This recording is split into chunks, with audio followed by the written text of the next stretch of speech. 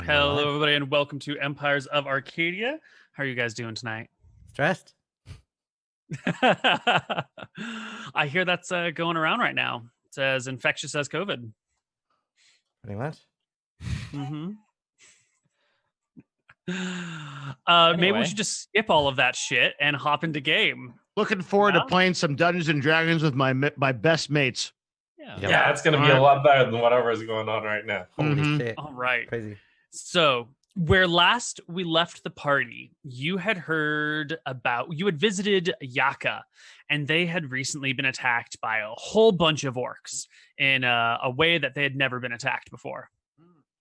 Right? And you were asking around what's going on, searched out some clues, headed back to Goremarsh's cave to figure out what the fuck is going on, because you heard these rumors that Goremarsh had been resurrected and was re-leading the orcs. And so you fought your way through the jungle, back to the lake near the sunken city of Acropolis, back to Goremarsh's cave.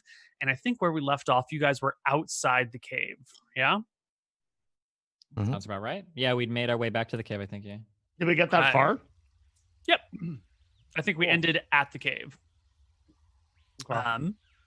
So why don't we bring ourselves to near the cave on a map and bring you into this. And we can just set off in game with you guys over here.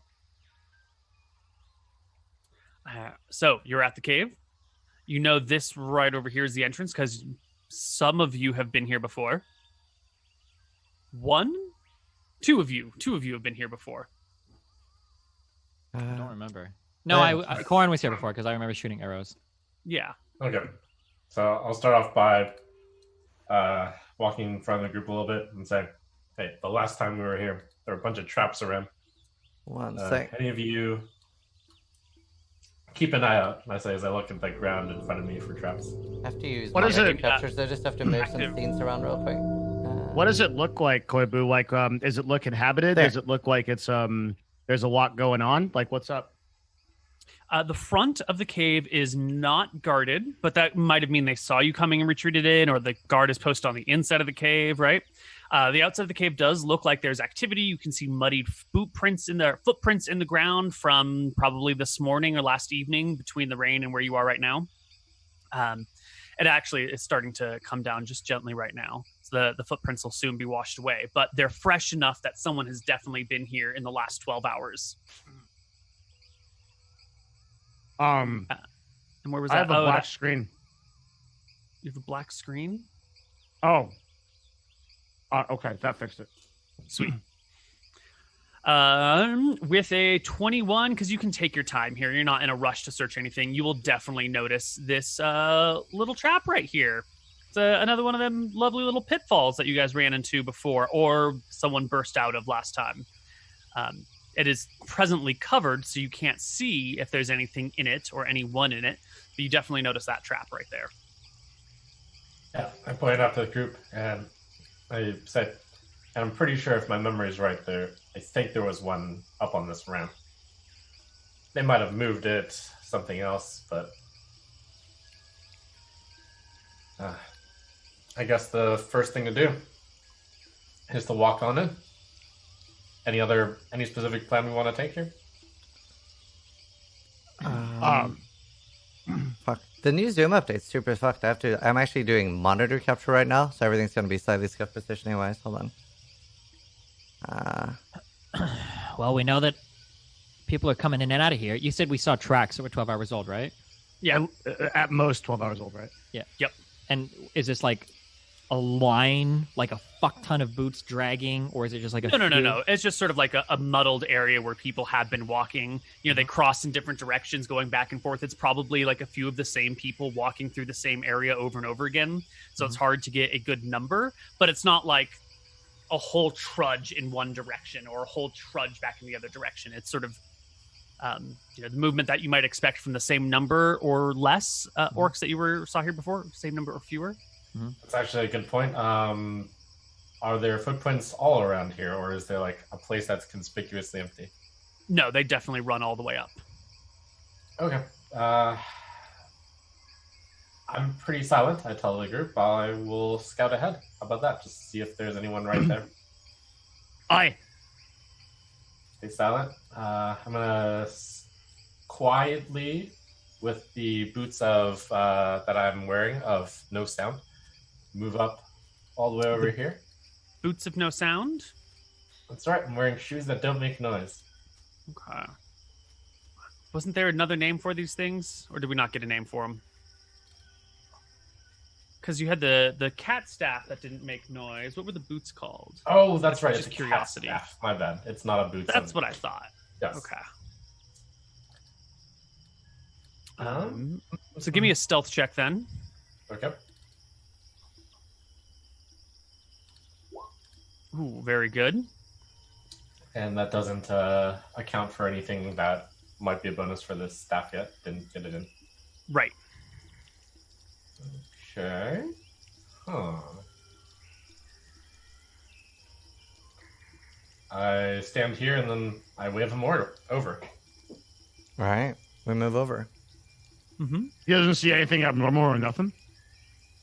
No, it looks just as it appears to his character. Quite blank and empty indeed. Looks all clear. I do have a glowstone amulet around my arm, so it's pretty hard to be too stealthy anyways. I think we just go in here and beat whoever is in here up. You've got the light stone attached to you presently? Yeah, I do. Okay. I mean, you could continue to scout the area because you are very stealthy. But Yeah, but I have a light stone, so it doesn't matter. So then you'll be able to see like this, actually. Okay. Well then, I remember last time we got some major protection upgrades for you, Thorbjørn. Yeah, I can go in first. Go for it. We'll be right behind you. And Flintheart. And Thorbjørn also does not shed light, so as he walks in, he will not alert the enemy to your presence. Well, Thorbjørn. my axe does. Oh, your axe does shed light, doesn't it? I could Forget try to about these like things. keep it hidden under like my armor. Mm-hmm. If you would like to try and scout in without shedding light, we can make an attempt. Or if you guys don't care and you just want to walk in there and fuck shit up, it's your prerogative. I think we can just fuck shit up. All right. Nope. I'm good for that. always prefer the stealth route, but okay. All right, Thorbjørn. You walk in. The cave is quite vast. You've never been here before. It's an unusual place. You see these walls set up before you as like a security thing, but no one is there. However, you start to hear voices on the inside. The sound of orcs speaking. I hide. I want to like hide away my axe. Sure. Well, you can hide away your axe, but behind you is the light stone from the monk, Okay. which is going to. Then I try shine to on like everything stealthily anyway. peek to the left Can't here. we hide I'm the gonna light stone cover as up well? this light stone to Yeah. make it dim, but still like shedding a tiny bit of light. Okay.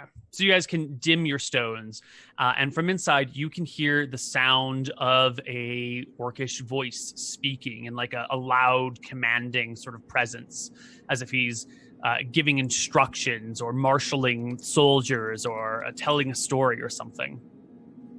Thorbjørn, you can, if you slip slightly to the side, maybe slightly more to the side, something like that, you're going to be able to, not on roll 20, but your character is going to be able to see back here, maybe 60 feet or so, there are 6 orcs, just barely at the edge of your light. Their backs turned to you, looking at something further beyond in the darkness. And the voice is is billowing out towards you. So whoever is speaking is facing you guys. And then there's these 6 people with their backs turned to you. So there's 6 orcs in front of one speaker. Something like that. The speaker cannot be seen, so there might be like a couple of people over there. It's hard to Are tell. there but other there's- light sources? And I'm guessing that he's standing behind them, so it's like he's just speaking at them, not directly at us. Right. I whispered right. to You Corn. can't see any light sources in here other than what your lights are providing. And despite the darkness of the cave, it doesn't appear that anyone has noticed your light sources. I whispered to Corn. Now's the time. Let's get some free shots at him. Wait, but what if we want to negotiate? Are we? Wait, I'm a dwarf. Never mind. That's not in character. I didn't say that. Never mind. Cool. Do it. Yeah. Well, Trump, if you want to burst onto the scene with your light source and illuminate everything, then everyone can see what's happening. I was checking if Corin wanted to go for that plan. So wait, I want to let's get cover and shit. We have look at the setup. Yeah, we got a wall right here. Is this wall shootable through?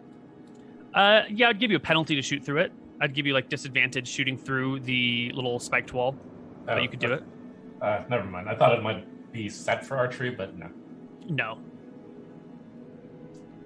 Okay, I kind of like do a countdown with my hands, looking at Corin.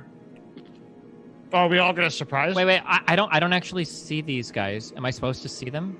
If you, it depends on how bright your monitor settings are, but if you zoom in at the very top, you'll be able to see a single hit bar right here. Hold on. Oh wait, now I can. Something just changed. We can also sneak. We have because my light just reached there. All right. Oh, okay. Yeah. Do we have like a bomb? Do we have any like do we have anything? Like we have a huge advantage here. Like yeah, I'm carrying like a set of explosives on me. Actually, explosive arrows, right? Oh, yeah, but no, I don't think those are AOE. Oh, really? Yeah, but I also think that the monk is revealing his light source onto everybody. Mm-hmm. No, he dimmed it right now. Didn't you just reveal it? You said? I'm sorry, maybe I misheard. Well, I mean, it's like I've got my hand covered on it, and it probably shouldn't be going out that far. And I've got like my countdown. Like I think we're trying to do a surprise round here. Is what we're right. Okay. I think we're all on the same page. Yeah. Mm-hmm. So it's super dim right now. You're not going to be able to see them very well at all. And then on the countdown, you will leap forward to the attack. So I just to be clear, I literally can't. It's impossible. I don't see anybody. Sure. Okay. Okay, now I can see them, but I couldn't before. So if I need the light to see them, then I can't make this attack from complete right. stealth. Yeah. I mean, I'm going to uncover my hand to like reveal it more. Like what the plan is? Okay, Barbarian and I rush in. You guys shoot. We'll do it. Good. All right. I cast before that happens. I cast Shield of Faith. Love it. Yeah. Love it. Put it in. So I can just charge in? Mm-hmm. Okay, and then I can hit. Yeah. I can shoot this guy then? What I'm pinging? I didn't see the ping. I'm sorry. I was doing something else. No Can I have a problem. light source again now? That guy, totally. Because my axe is out? Yes. Whoops. And here. All right. So the light sources are revealed. The orcs are surprised. They begin to whirl around to face you as your arrows launch at them. Let's get some initiative, some attack rolls.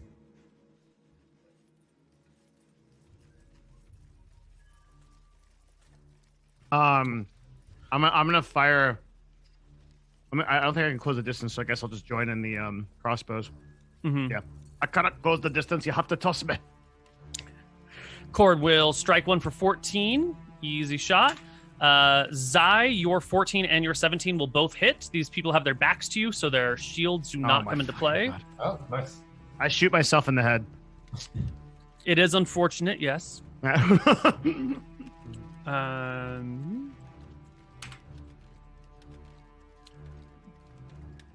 And Corin, did you get a second attack in here?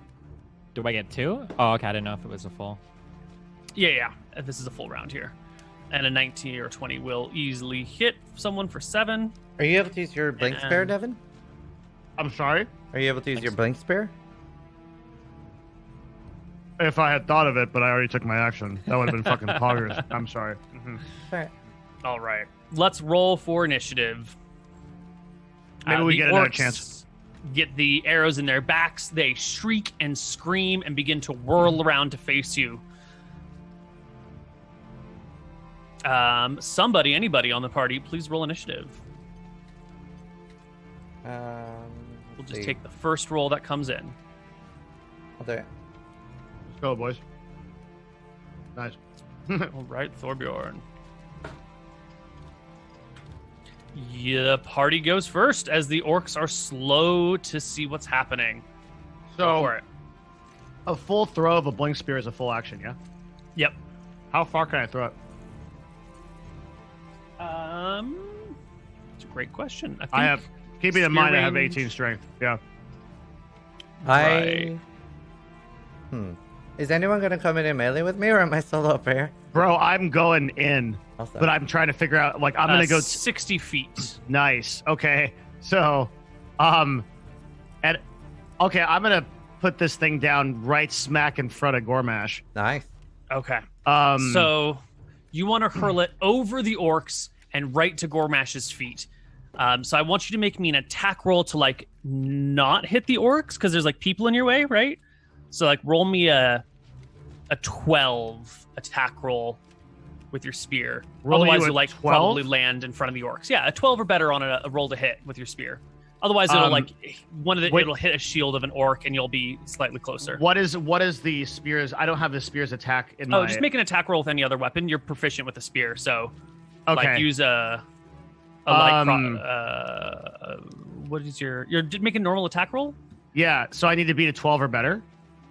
Yeah. Okay, I'm going to use inspiration on this one. Okay. And because I think this is a pretty important roll. Yeah. So I'm going to... Yep, good thing I Oh, did. Yeah, thank God you mhm. used that inspiration. Yeah. You will throw Yeah. the spear. It'll land behind the orcs and in front of Goremarsh, and you will appear there a second later. Then I'll be like, hello there. But that's my full Thorbjørn. action. I can't do anything else cool. Yeah. Thorbjørn, you have... This is a cliff right here that if you want to climb it, Wait. to like be at their range. Yeah, do you see this? Devin this should raised be able to platform? attack too, right? I can't. He did. That was an attack. But you 2 attacks, right? Oh, Why wouldn't he be able to use both? Yes, he would be able to then make a second attack, and he Quite still right. has his movement technically. Oh yeah, you do, huh? And well, also, where he's standing right now, I get advantage on the orc in front of me, right? yeah. So Yeah. the plan was to give advantage to Zizaran. That was the whole move here. Right. It looks like we've accomplished that. Yes, So- but Ziz, this is a bit of a cliff here. So if you want to climb up this cliff, you're going to provoke attacks of opportunity from all these 3 people right here as you climb up. Just so you know. They just saw a dude teleport. Right? Are they not going to be like attentive to me? I mean, it's all happening at the same Well- time, right? The dwarf hurls a spear and then vanishes at the same time. This barbarian's but if- running at them and hopping on a cliff. It's kind of a chaotic situation. I They may not be was- aware that you're behind them. I was somewhere like here, so I should be Uh-huh. able to just move around here instead, like on the left. Oh, that's fine too. Yeah. You can do that Okay. as well. I'm gonna make sure that he's flanked, but I'm actually gonna go after Goremarsh because I have a feeling this guy's like a necro, and I want to like get in his grill. So he can't. Whatever. Yeah, you slash at Goremarsh, and your flame tongue sort of scorches his bone armor, leaving black marks across it, but not hurting him. Does he look He different? remains. Yes. Now that Oh, you're close to him, Tell me. you can see that he is just bones on the inside. What? Covered with bone armor, wielding a shield strapped to one arm, a sword strapped to the other. He's sitting on the throne with his arms comfortably resting, like the shield on top and the sword at the side, and he has not moved from his chair. Granted, he's undead, so he does, he can see in a weird way. He doesn't actually need to turn his head. He's got no facial expressions, but he's just sitting in the chair, staring at you. Holy shit. Yeah, right? Okay, I'm going to charge forward with the group and make my way to that wounded orc. Excellent. And taking out my phase blades, I slash at it with one and then with the other. 15 is a hit. Cool. 16 is a hit as well. And you will finish the orc with the 2 hits. Nice. Thorbjørn. I you will like to go? rage because I'm an angry dude. There, -1 rage. I am gonna attack the orc in front of me at advantage. Mm-hmm. Ha! She gracefully blocks your first blow with her shield, opening her to the second blow, which rips her for 12. Excellent. And did we also have some attacks coming from our archer in the back? Yep. Okay, this guy right here. Mm-hmm. I will make 1 attack. 20, Easy hit. 12 damage. Dropping an orc to the ground. person on the left over here, this one, I will make 1 attack. 28. Easy 14 hit. damage. Was it this one that you were targeting? Yeah. Yeah, wait, don't take anything. Hold on. I'm thinking. Mm-hmm. No, I don't want to add to that. Okay. Okay. Still alive. Oh, Fuck you. Change my mind. Okay. And then I'm good. All right. It is the orc's turn to retaliate. We're going to get this one coming over behind our monk. This one coming to the front of the monk. And they are going to battle against you. Meanwhile, this one will turn here. And this one will turn here. And from somewhere, I don't think anyone can see, a spell is being cast at Flintheart. Flintheart, would you make me I think it's a wisdom save. Let me double check. Yes, give me a wisdom saving throw. Total pass by leaps and bounds. You are completely unaffected by these magics. Do I have any sense of what it was? No, you could just feel something trying to take over your mind for a moment and like affect you, but you shake it off and shrug it off as an outsider. Yeah. Mm-hmm. no bother. And then these orcs attack. Did it look like Goremarsh crashed it? It did not. He hasn't moved an inch. This one on the side will stab twice at you. 21 to hit. I think we'll actually stab you there. Me? No, Mr. Monk. Oh, yeah. We'll take 7, and from the other direction, Was there any 16 and a effect 23 due to raging? No, only on things I attack. Right. I thought. And then oh, I see. Okay.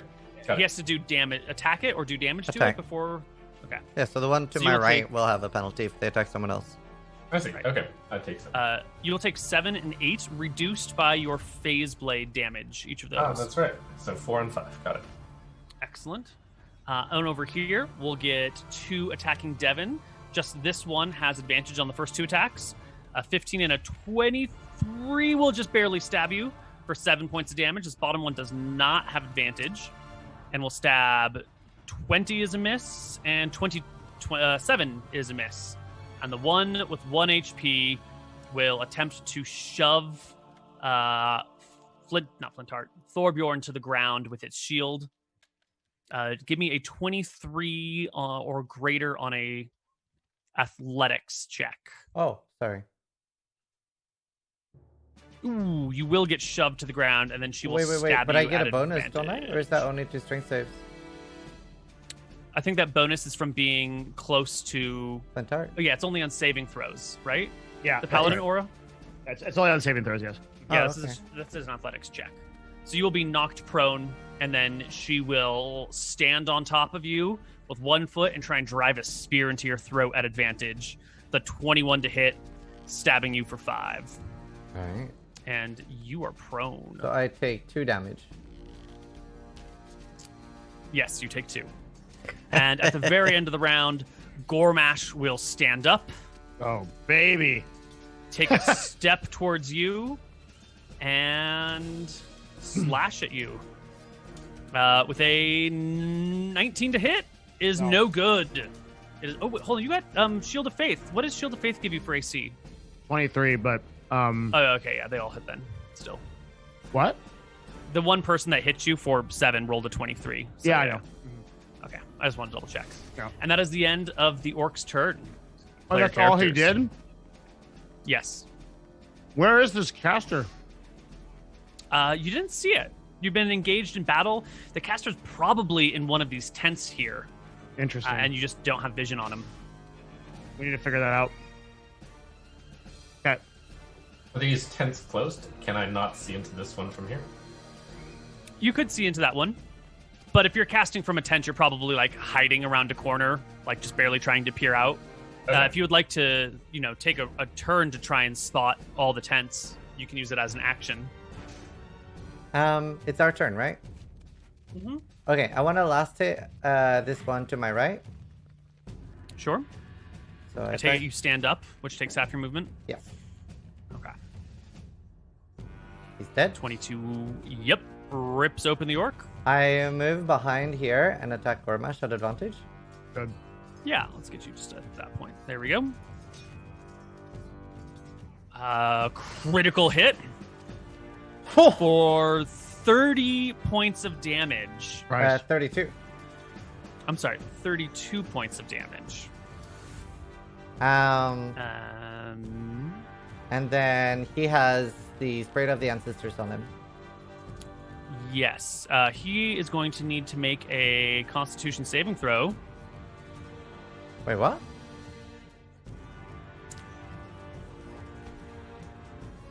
For what? He is ripped into 1,000 pieces. His bones scattered all across the area and falls to the ground, just shattered and dead. I one-hit Goremarsh! Let's job. Now there's gonna come back as 20 of them. Mini Goremashes.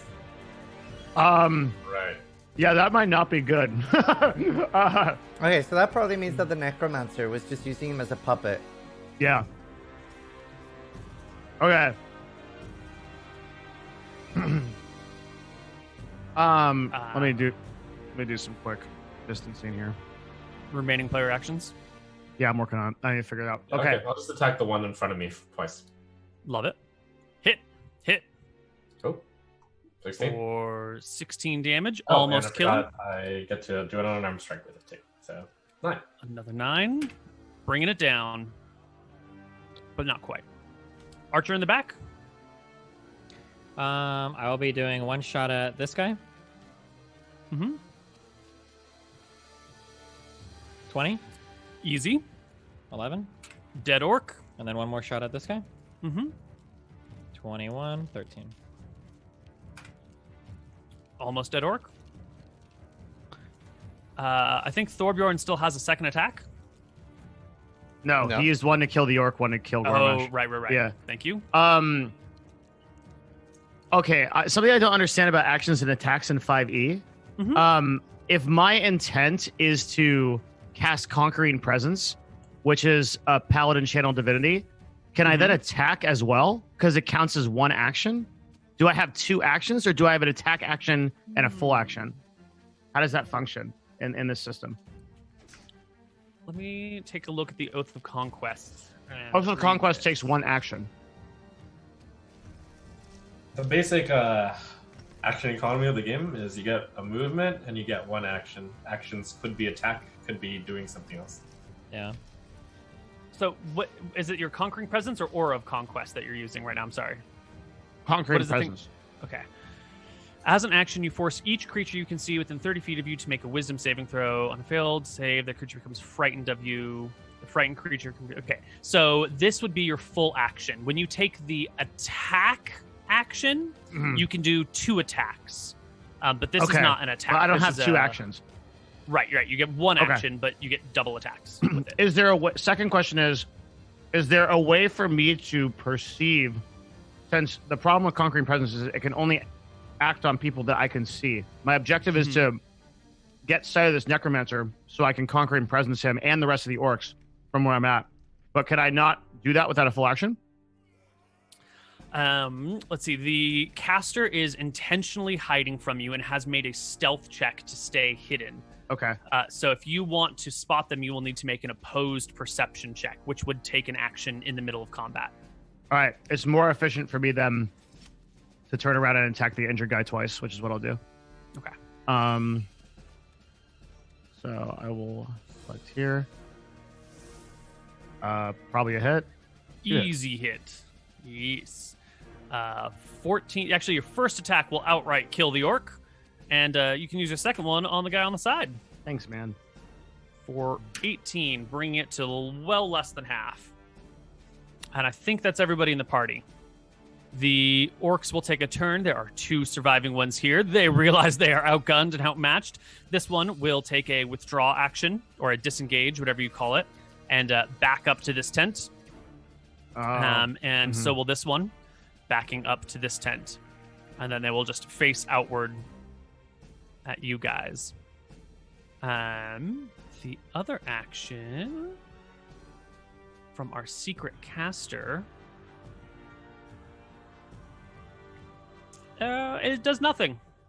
Really? Yep.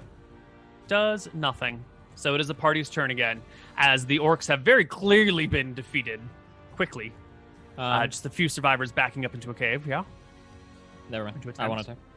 to attack. No reason to waste my arrows. If I move straight up here into their grill, what do I see in the tent? You'll just see some supplies, some bedrolls, Really? He's that some well hidden? caches. Hey, there's a lot of tents, man. Maybe it's not this one. Maybe he spent his round casting invisibility. Maybe he spent a round digging a hole and hiding himself under it. He's not within sight. Something I know someone would do. But you do move there. Okay.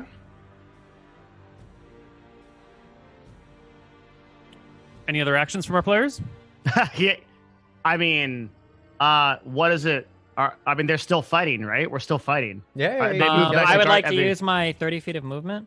Have they disengaged? Like, I don't understand. They disengage to back up to the tent. Yeah. Where I moved to, Koibu? I see it. I would like to stand here, and I guess, like, do I feel like I reasonably cover this space? I can't, like, fit it because of the squares, but we're on a You grid. mean like cover this area?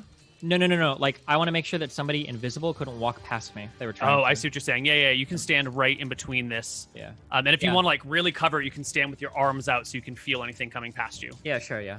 Totally. Done. Top of the cave. Yeah, I'm kind of waiting on you guys a bit, but Are you Okay, going so- to attack them, Devin? Yeah, I'm just going. Whatever. I'll just the guy that's injured in front. We'll try to attack on him first. And I just want to do some cool shit, but I don't know. Okay, so that's probably a miss. Yeah, it is a clatter onto the shield. The wicker shield, which like starts to catch fire as the orc pulls it back and tries to blow it out. Okay, second attempt. Cool. Cuts right through the wicker shield and cuts the orc in half, burning her body, singeing her bits. She dies in fire. all right, I'll take my action. I'm doing a dash action. So let's go 35 feet over there, and I take a look at this tent. You pop yourself in and look around. It looks like a smallish tent, probably dedicated to a shaman of some sorts. There's like little wicker dream catchers hanging from the ceilings, strange potions brewing on the sides, foul-smelling plants scattered about, skulls, candles. Okay, I move to this tent. That's 25 feet, and I look inside. It just got a couple of beds, look like it's a typical warrior's tent. Spears stacked up on the sides, trophies of the enemies lying around. Okay, with 60 feet, I can only move 50 more feet. So let's go check out this tent. Another small warrior's tent. This looks like it only holds 2 warriors. Okay, But these no- 3 are all clear, I shout out as I make my way towards that big tent. Yep. What do you want to do, Thorbjørn? I will walk to this tent and look inside. Another warrior's tent. Tools and weapons scattered, trophies, little bits of food, pelts of animals to keep them warm at night, a small bucket to catch water that drips in through a leak in the tent.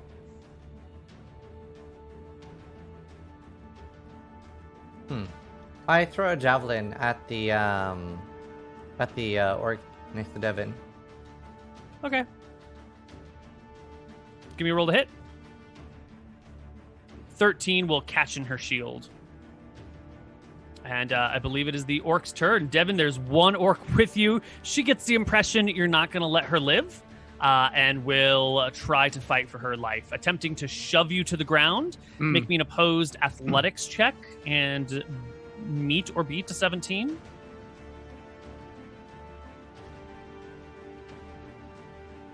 Yeah, she knocks you to the ground, brings a spear down on top of you. 21 still will not hit you because of your shield of faith. So even with having like you prone before her, bring the spear to your throat, the magic of your shield of faith kind of gently nudges it to the side and it lands next to your neck in the mud. And it's the party's turn again. I'll pop back up and then be like, a noble try. Let me see. I'll give you one of my own. And I'll put the sword going straight down. 15. Hits. Good. And, Ooh. I mean, I really want to do my meme, but we're just gonna, it'll be fine. 25. Yeah, the orc is slaughtered before you. Gone. Okay. I quickly check this tent by popping my head in. Mm-hmm. I'm gonna use this my looks- movement to give somebody a little bit more space to come in. This also looks like a shaman's tent, but it looks like it's been ransacked. Like things have been knocked over. The place looks decrepit, like it hasn't been used in a while. It looks almost like an abandoned tent. I want to move here in the middle, and I want to specifically listen and look for like footprints, as if I think I think that like caster might have turned invisible. We just had a dragon turn invisible. No, he's in the tent. That's where they're guarding it. So yeah, Okay. that's what Yeah. I want to use my action for. Give me a perception check. To listen. 20. Yeah, you listen around. You can hear the footsteps of the monk quickly running into one tent and the sound of the flaps moving. You can hear the dying, wheezing breath of an orc as she slowly burns on Flintheart's blade.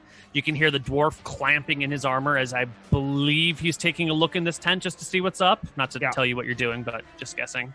I'm doing it. Yeah, but those are the loudest sounds you hear. If there is an invisible person, they are staying very still. Oh, But they're also silenced or something. What is this tent? I look inside. Oh, that's like a tent for like an up-and-coming young warrior who's still going through his childhood trials to become a real man. I see. Is there a caster in here? It doesn't look like there's a caster in there. There's no orcs in there at all. It's Okay. just empty. you Are know? we in combat, or are we still taking actions? I think we can step out of combat because no one is here to fight you, right? Wow. Whoever is left, you know there's a caster somewhere, but they are keeping their presence. Let's talk about that, concealed. Koibu. I cast Divine Sense. I want to register where an evil person is Ooh. within my location. Ooh, didn't we go over this and it was like, Oh, we did. This is undead such a and stupid fiends. ability. Yeah, because Yeah. like my idea is that it allows you to sense evil, which would be really cool because this guy's like a necromancer, right? Like, Hmm. but it does not do that. Yeah, even No, though it it's really like- should. Yeah, they should. Yeah, it's like a lawful good paladin should be able. Whatever. It's kind of a useless Yeah. ability. Yeah. Check this tent on the bottom right. yes, I mean- also no caster there. I'm gonna Okay. wander through here, swinging my sword and an arc through the Well, air. instead of doing that, there's like gonna be a lot of sand here. Is it insane to think about like throwing sand very widely inside the tents? Because if the sand lands, you're gonna see the sand landing, even if you don't see them.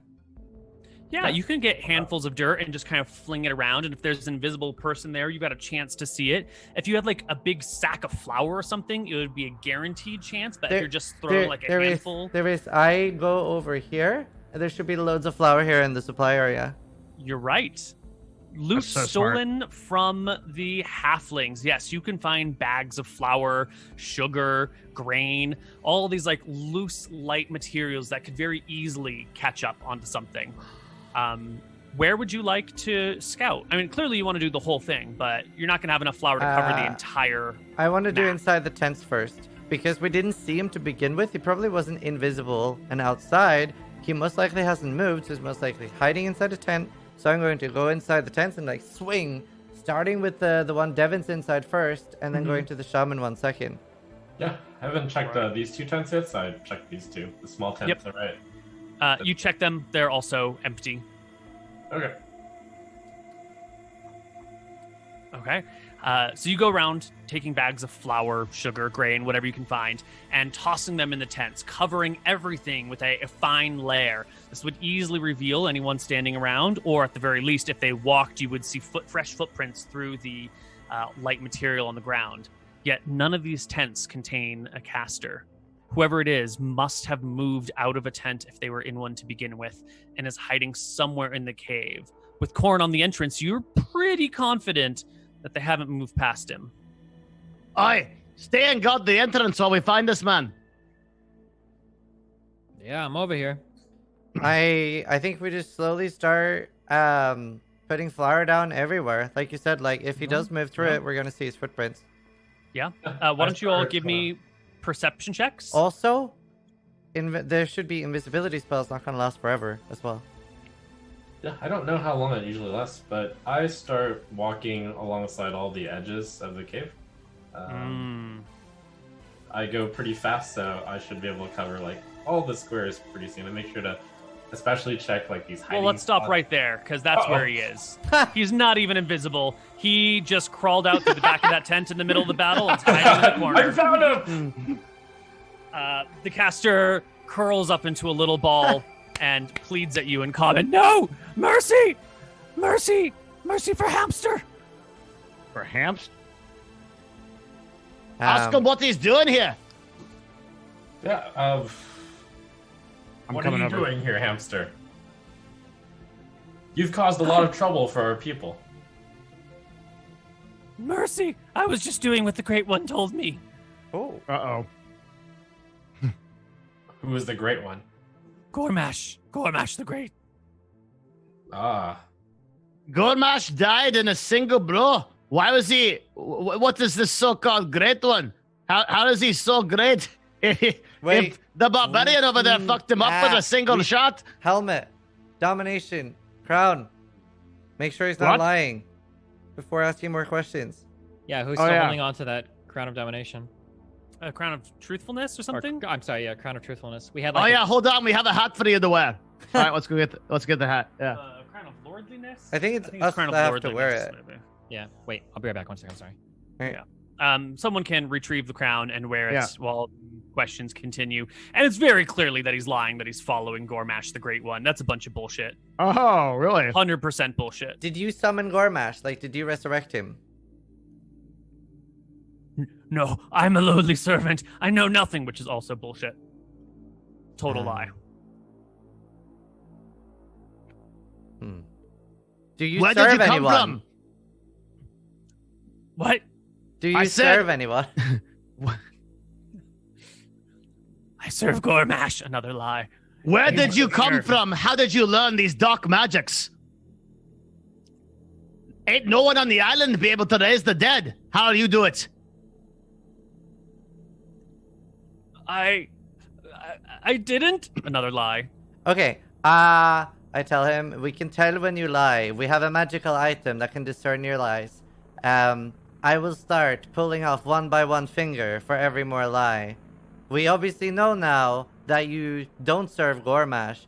Do you serve somebody else? Yes or no? If you reply anything else than yes or no, By the I will way, pull I'm- off a finger. I am going to put my sword directly on his throat, and I am going to take an action if this dude attempts to cast anything. I'm going Sure. to immediately kill him. Yeah. Sure. You can And before smell you- the burning hair from his neck as the blade approaches it, kind of sending off the heat waves. The little hair is shriveling as it gets close. He pulls back all the way to the ground, as far from the blade as he can get, and will speak up and say, Goremarsh is dead. He's always been dead. I said I- you have one chance to answer my question with a yes or no question. Do Oh. you serve somebody? No. Which is the truth. Then how did you learn these dark magics? It's a simple raise dead spell, combined with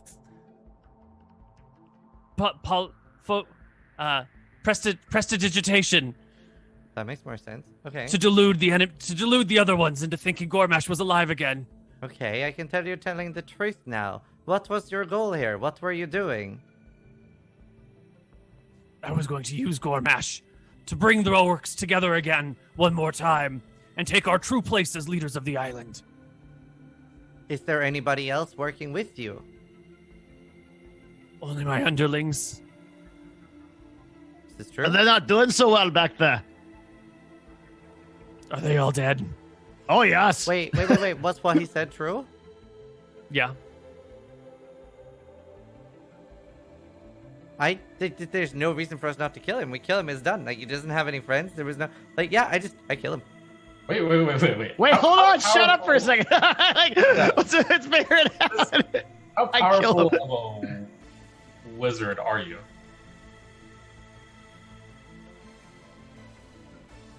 What is the most impressive feat you can do? What?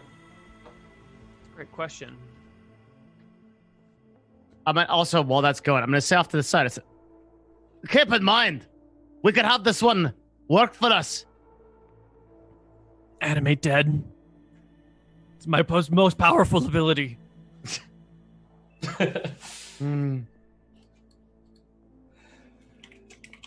I mean, if we have a bunch of orcs on the island, why not make them serve us? Otherwise, we have to kill them anyway if they're going to keep organizing. Might just be able to be organized under us. I think once we kill this one, then they won't be able to organize. That's what we said about the last one. Well, yes, but this one is just a trickster. Oh, this one is the special orc. Okay. Well, the last one we fucking killed, or you killed, I don't remember anymore anyway. That didn't do shit. He just came back as a sack of bones and then they started organizing anyway. Anyway, I don't give a fuck. If you want to kill the orc, all the same to me. And No, let me go. Let me go. Let Why? you go and let you go and what? Why should we let you go? What's the Yeah. advantage for us? You better have good something people good. with a sense of mercy. I'll never attack your people again. I don't have a sense of mercy. I love killing people. You better do better than that, orc. You better think real hard about why we should preserve your life here. I'll lick your boots. I'll clean them with my tongue. My boots are very clean, dwarvish clean. I shine them every morning when I wake up. What else you got? I know everything. I know about other orcs in the area. Oh? Yes. Yes. Maybe we could use him to find every orc and kill every other orc, and then we kill him after that. Then he could live longer. Oh, I'm inclined to agree with the monk. Just kill him. He's Okay. he can't provide anything of value. Uh, Anyone arguing? Speaking of things of value, have you or your underlings collected anything valuable yet? Yes. Yes. We have the skull of a Tyrannosaurus Rex.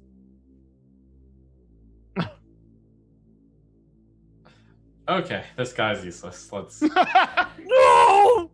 we kill him. All right. He's dead. I love it. All right. Well, the orcish threat has been vanquished. Again. It's perhaps not as terrifying as it seemed it might have been. And you guys can exit the cave back out to the world map. I think. Hold on. We want to search the cave. Don't we not? Oh, sure. Yeah. You can search the cave. Yeah, you can find orcish weapons, clothes, tools, the things that they've made, things they've stolen from halflings. There's nothing in here magical or particularly interesting. It's considering what you guys have, it's all sort of like orcish crap. You know? mentioned that there is a post, shaman's tent with potions. Yes, there are non-magical alchemical things going on in here. Let's see. Can we get an Arcana check from someone that has magical spellcasting abilities, please? Any Has spellcaster. magical, not divine? No, divine will work. It just looks like bubbling orc crap, you know? There's definitely nothing magical in here. They're trying to probably create some sort of strength potion from herbs of plants and whatnot, but it's, you know, you give it a sniff, it smells weird. You put a drop of it on your tongue, it's just kind of gross.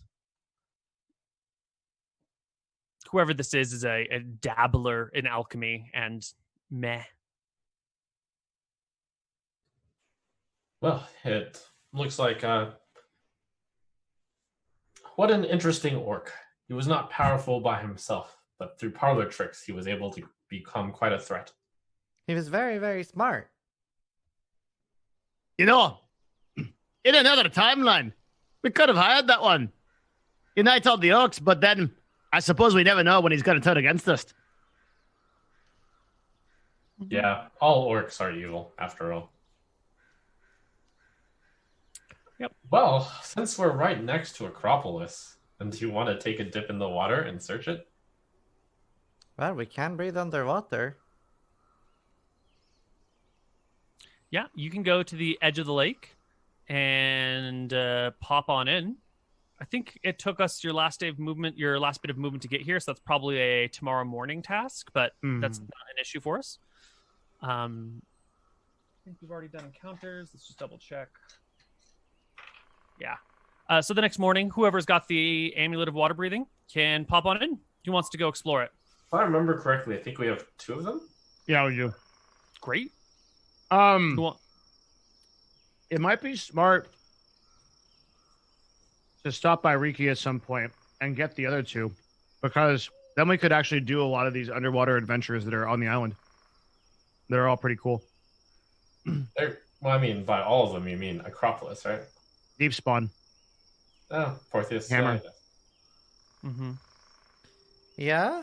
I think it's part of the progression to get 4 it might water be breathing risky, amulets. like you say, like because we don't know like what's going to be underwater. There could be like loads of things. If we went down, like 2 of us could just get killed. Yeah.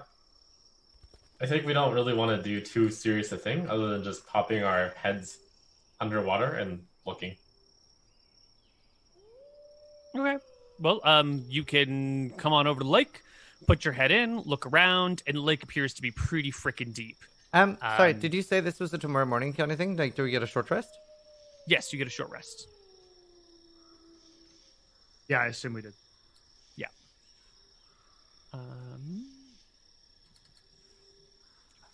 We want this one. Excellent. So you can pop your head in, and it looks like the first, 30 or 40 feet of the lake is just sort of like a steady downward trend. And then beyond that, it looks like it gets much, much steeper. Well, we aren't really equipped to explore this, so let's... I recall a few weeks ago, we were right on the edge of Embers Keep, and I told us all we could just head over there. And now look at where we are. I look around. Well, we On could... the other side of the island. Okay, so Wow. I think what we could do is we could go up to Bastion. I think we're so close that it makes sense to check up. What, even further? Why? Why would we ever want to go to Bastion? To make sure that they're okay. Like we're like this is like our society and like thing we're trying to build there. No, isn't that the entire point, to build an empire? Just Name me a more iconic duo. An old man bitching about how fast we go down the island. But like I think even just for like the elves watching us, like I think it's important that we do check up on the people that we're like trying to like help. Congratulations. We would fulfill some sort of new record in furthest away from the goal that we're trying to go to. Is there any real reason why we further would go to from our Bastion? objective is to jump off the cliffs into the water and then swim northwest. The other options were we can go to Necro or we can go fight the undeads. Right, I think we had agreed on like Crown. Yeah, I'm up for Necro. Yeah, I'm down. I do believe that the Wizards of Riki, we're going to be doing some reconnaissance for you. So probably check in with them on your way over there. Okay. Mm-hmm. And maybe we can get the 2 amulets of water breathing from them as well. Mm-hmm. So that brings us up to 4. Then we have nothing cool. to trade them for it, do we? I think that was we're what they were going to trade you after they got the next set of books, right? Ah, shit. Well, I guess we got to go to Necrot, do that, get the Yeah. necklaces, and then proceed. Yeah, they kept offering you guys amulets of water breathing, and you're all, fuck this shit. We want weapons. That was a bad move, but okay. It was a fine Tomatoes move. motto. It just delays water stuff until later. It's fine. I don't even remember the wizards really being that important for this drying thing, but I guess we could stop there. We specifically asked them to get information. I think it will help us a lot because remember, we had a discussion about how we go into things and we don't know what the fuck's happening and then we get wiped. So we're trying to prevent that playstyle by scouting stuff. So that's why we're going to Reiki. Yeah. It's a little bit more time, but it's a lot safer. Great. Okay. Well, Why don't we take our first break right here, and at the end of it, we will travel across the lands. Yeah. Let's see. Excellent. And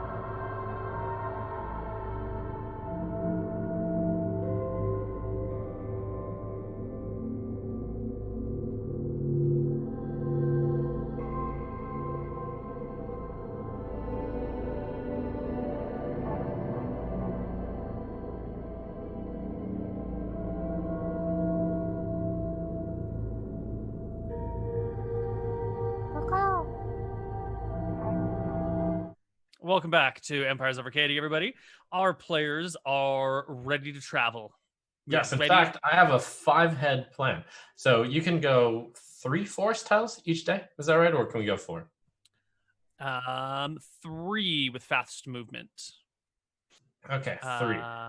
Yeah, because I think we're limited right now. I think Corn is the slowest member of the party right now, so we're limited to his 45 speed when he. Then 'Cause I don't have a fucking thing to ride around. Okay, chill. Then I make a Not a proposal. value judgment. We say that we walk over to this square that I'm pointing at right there. That's 12 tiles away, and we just make 4 rolls. Oh boy! That good with everyone? What are we And we doing? don't have to cross the river. Also, we'll go to the. Right, yeah, you I can- wasn't listening. So we just simply go to that square, like we lock that in, and we take 4 Mhm. rolls. Just do it. Roll me 4d20, Trump. I don't understand, but I know Trump's smarter than me, so I believe him. Let's go. Okay.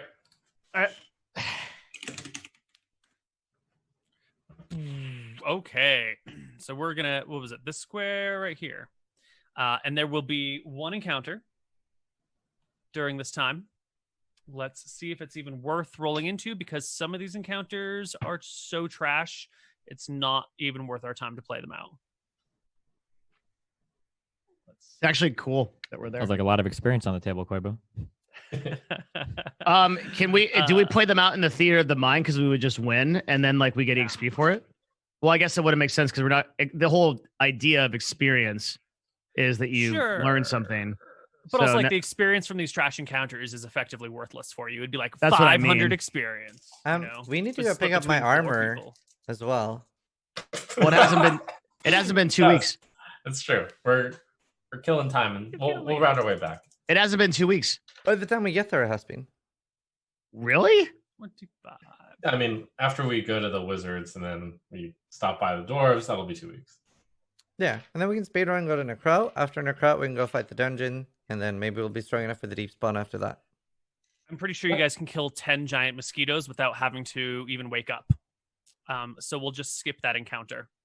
What if I lose a 1, roll a 1, and then I stab myself in the face Okay. again? Then it'll It's take 2 more days possible to get to Riki. You so- might burn off your beard. Roll me a D2. On a 1, you burn off your beard. A 50% chance? I'm joking. Don't roll Everything's it. a 50 chance, dude. Either it happens or it Oh doesn't. my Yeah! God, don't roll it. Hmm. I did it. Uh, The beard's intact. all right. What was that? Another 2 attempts at rolling? Give me another 2d20s as I. All right. This cookie is so good. Oh, 1 more encounter. Roll me a D100, Zai. Okay. Arc witch. 10. Leech beetles? 10 arc witches. 2, 3, 7 leech beetles. Let me take a look at their CR because I think they're pretty trash. We've only seen them a few times. Yeah, their CR 1/2. Just move your map Sorry. down there now. It feels like a waste of time to play it. Great. All right. Yeah. You guys get to read. Appreciate it. Mm-hmm. Trump out here speedrunning. All right. Any percent you- D&D. You guys, after about a week of travel, a little less, end up back in Riki, where you are greeted as usual by a couple of warriors out front and then a couple of people from Riki. What would you like to do here? I thought they were all wizards. Like the people who run it are wizards, but they have a couple of like non-spell casting people who just like stand around and act as scouts and guards against like, minor things. Mm. See, the leader here is Didgeridoo. No, I'm sorry. The leader here is Finn. The council guy is Didgeridoo. Okay. So you can speak with Finn. He sees you guys arrive, and he's got great news for you. They originally had some trouble with the scrying on these locations. But as more information has come, as you guys gathered some of the existing tablets and they started to uncover spells within the tablets, they found a way with which to track the location of the other ones with great accuracy. And they have the following information for you. It's is it 2, 4, 5, 6? There are 6 remaining tablets to be found. 2 of them exist in what appears to be a collapsed treasury. They're like in a room that has some gold and some jewels and some weapons, and it looks like an ancient treasury of some long lost civilization somewhere, the front of which has been just collapsed in by loose rock and rubble. They're not sure of the exact location, but they think it is near Shelter Bay because the divination magics will give a direction, and the direction is a little bit south of where Necrot is. And Shelter Bay is the only other known town out here. So in this region, they think it's somewhere in Shelter Bay, but they don't know exactly where. The next 2 spell books appear to be in what they hesitantly describe as a cloud giant's castle. Whoa. Up in the sky above the clouds where Necrot used to be. And then there are 2 more spell books that are scattered just around in this area, buried in the ground. One of them seems to be in some sort of nest of mutant giant insects. It looks more likely that the mutant insects made their nest around the spell book, or that insects lived around the spell book and the magic of the spell book just started to influence them and turn them into the weird things that they are. And the other appears to be in a crystalline cavern. These are close enough to the surface that they've managed to pinpoint their locations precisely. And they can mark that on our map? Yep. One is here and one is here. And then the 2 are atop a mountain in this square in a cloud giant's castle, house, lair. Depends on your nomenclature, but there are cloud giants nearby. And that is the location. Do we Jeffrey, know so- anything about cloud giants? Like 5, 6. how do they compare to like other enemies? Well, the biggest problem with cloud giants is that they're just super big and super strong and have a shit ton of HP. But otherwise, they're pretty much a bash and smash sort of monster. They just have exceptional stats because they're exceptionally large. Right. Let me see if I can get you something to compare them to. Cool. I'm sorry. There's 2 in the ground, and so there's 4 total. 1 in a mutant insect's nest, 1 crystalline cavern, 2 in the sky castle. 4 total. Yeah, and then 2 in or around Shelter Bay somewhere in like a treasury that is difficult to pinpoint. The treasury itself probably has some ceiling magic around it, which is interfering with their ability to like pinpoint it exactly. But we know it to be in like the center of the city. Somewhere in that. It's near a town. It's near a treasury, and that's the only known town in that area. So it's a guess, but it's like an educated guess. Let's see. Cloud giants. So really ballparky. They've got around 200 hit points. Around 15 AC.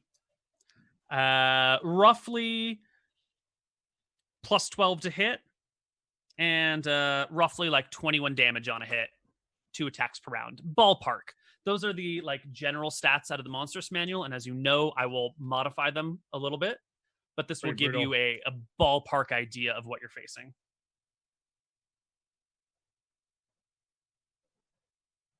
Okay. We could take on some cloud giants. One of the great things about being quite so large is that there aren't going to be very many of them. That area can't really support 50 cloud giants. The wizards have only seen 2 at any given time in the area, but they would tell you to expect at least twice that. I mean, it could just be one mated pair, but they probably have kids or family members or like friends that visit. Friends that visit? Okay.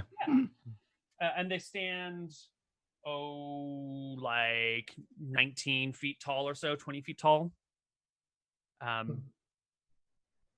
You don't necessarily have to fight them. You could try and Jack and the Beanstalk your way into their house and steal their golden goose, metaphorical golden goose, without being seen, or you could just fight the shit out of them, kill them, and then take all their stuff. That's not a bad idea. Are cloud giants known to employ magics? Some of them definitely do. They can be spellcasters. They can be pretty good spellcasters, but the two that they have seen have not had any spell components on them, and no arcane or divine focuses were spotted.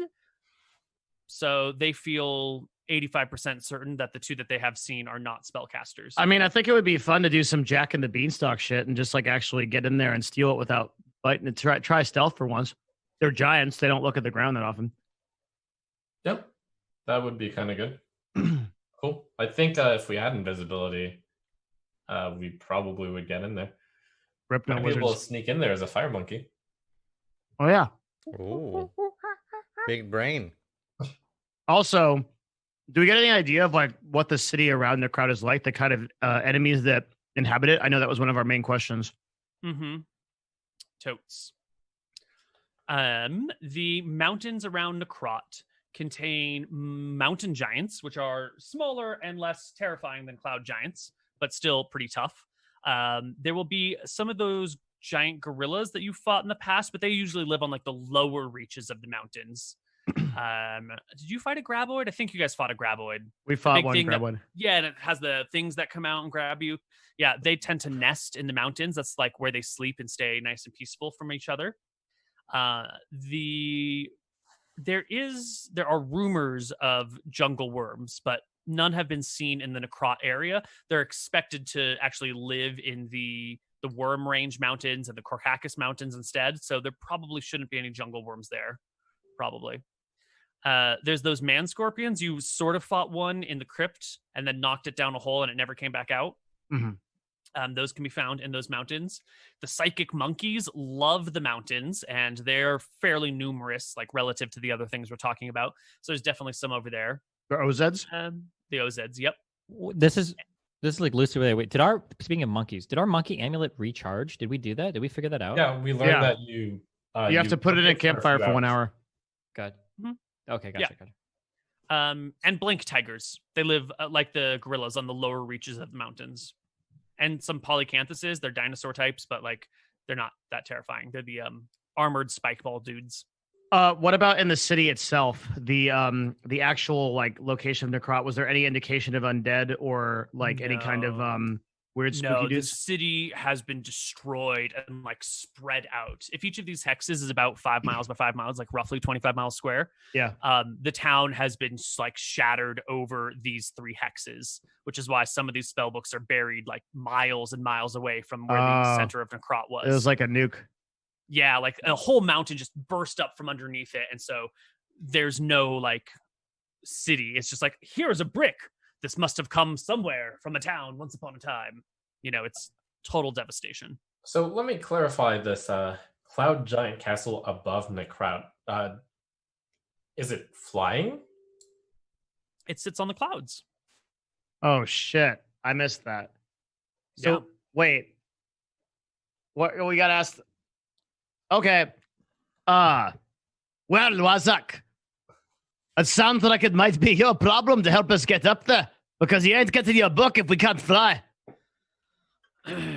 Well, yes and no. Though the White Butte Mesa near the ruins of Necrot often extends its way above the clouds, depending on the day. So on an overcast day where the tops of the mountains are shrouded, you simply need to climb through the clouds. Well, how the fuck am I gonna walk on a cloud? Is it like the ground? Most of the clouds are unwalkable, but the area upon which cloud giants build their homes is solid. Solid cloud upon which homes are made. And say we do something a bit purposeful, like stab one of them in the face. What happens then to the cloud? The wizard looks around uncomfortably, like this is a question he hasn't considered. Magic that makes the clouds solid comes from the cloud giants. And I know they walk upon clouds. I guess it's possible that if the giants die, the clouds become normal clouds and everything falls to the ground. That sounds terrible. I can't fly. That is a possibility. Well, Or that seems like some pretty fucking important information, don't you know? I just never thought of it that way. Oh, maybe we should start thinking about it. Well, maybe. No, that sounds fucked. I don't know. Maybe. I think this is a stealth mission, boys. It's possible that sections of cloud have been permanently enchanted so that they will hold their homes even when they walk away from their homes. Which seems reasonable, unless that otherwise someone would have to stay home at all times. No, my thinking on this is it's some kind of sustained magic by keeping the giant alive. So if we stab the giant in the face and he's dead, the magic goes with him. Aye? 50-50. Oh, I like those odds. Well, maybe. Do you have some sort of magic or potion that we can drink and that will make us fall slowly in case we do like kill the giants and then whoosh. It'd be great if like all the adventurers of the island got killed just by falling. That would be embarrassing after all the things we've killed so far. Potions of Featherfall. We can scrounge up 4 of them for you. Well, that sounds great. Then that's problem solved. Then we kill the giants and get you the tablets, and then we fall elegantly to the ground. It also gives us sorry. No, go. It also gives us an advantage if we have to get off that cloud quite fast, drink the potions, and fall over the edge. Excellent thinking, both of you. Hey, maybe we could try to push the giants down. What? You want to push a giant, lad? Yeah, so maybe, like, say we could take a rope and we can throw ourselves off the edge. Doesn't matter, because we'll fall down slowly. But a giant hitting the ground from, like, 500 meters up, that's probably just kind of dead. That's not a bad idea, but this reminds me of when you go fishing and you cast your line and a fish grabs on. That seems to be the same as the fish pulling you into the water. Maybe, I don't know, maybe the wizards would know, but maybe I just can't take damage from the ground with the potion. I don't know how the potion works. I smash things. The point is that the giant would pull us up, not the other way around. Aye, so here's I think the plan, lads. We go in there all quiet like, go take the thing and leave. And if we fuck it up and it gets noisy, well, we take care of business, aye? Oh my god, no, you're so smart. Maybe we don't even need to take care of business. We go up all quietly, we take the thing, and how we leave? We just sprint off the edge of the cloud and float down. What are they gonna do, fly after us? I'd imagine a castle floating so high in the sky. It's going to have a great deal of magical enchantments around it. I doubt anybody could just wander on without them noticing. So we should definitely be prepared to fight if we must. Can the cloud giants actually fly? Or do they just walk on clouds? I look to the wizard. They walk upon clouds, and I do believe they have an innate feather fall ability so that they cannot fall. Oh, that's pretty important. So they gotta come after us. If they catch us, I mean, we have the one, the monk become a monkey. Out of why? And then he goes in there, wanders around, gets the things and comes out, and they none the wiser. How big did they gonna miss a book? It's probably in the library. Actually, wizard, did you see what it is in their castle? The books? Aye, the books. Yes. We have pinpointed a room. The books are stored on what appears to be a giant-sized nightstand next to a bed. Do cloud giants sleep at normal hours like humans do? They are diurnal, preferring to take activity during sunset and sundown. No, sunrise and sundown, dusk and dawn. Like humans, then? They sleep during the day and sleep at night, but are awake during the in-between hours. Sleep during the day and sleep at night, but are awake in the in. Isn't that like all the dusk hours? At dusk and at dawn is when they're active. Like rabbits and cats. And how cats will like zoom around in the morning and zoom around in the evening, but sleep all night and sleep all day. Okay, so long periods that they usually sleep around 8 hours and all. I confess I don't know much about cloud giant behavior, only what we've been able to scry on them in the past few days. And they seem to have been celebrating some sort of wedding? I don't know. There's been lots of drinking of magic rainwater, some sort of water that they pull out of the clouds, and they seem to be drinking and getting drunk on, and this seems to be an unusual time. I don't have exact behavior. Well, it sounds like we go in when we think they're asleep. We go get the books, and we walk out, and they're none the wiser. Aye? That's a good base plan. I agree. Okay. This has been some very useful information. Thank you. There might be one more issue. It's quite likely, Master Wizard, that after this we will be going to. Oh, we already covered the amulet thing. We're getting those afterwards. Okay, never mind. We're good. Yep, let's just go. We're doing this. Yeah, I think we just go. Do we need a week rest before we go? Get spells, things like that.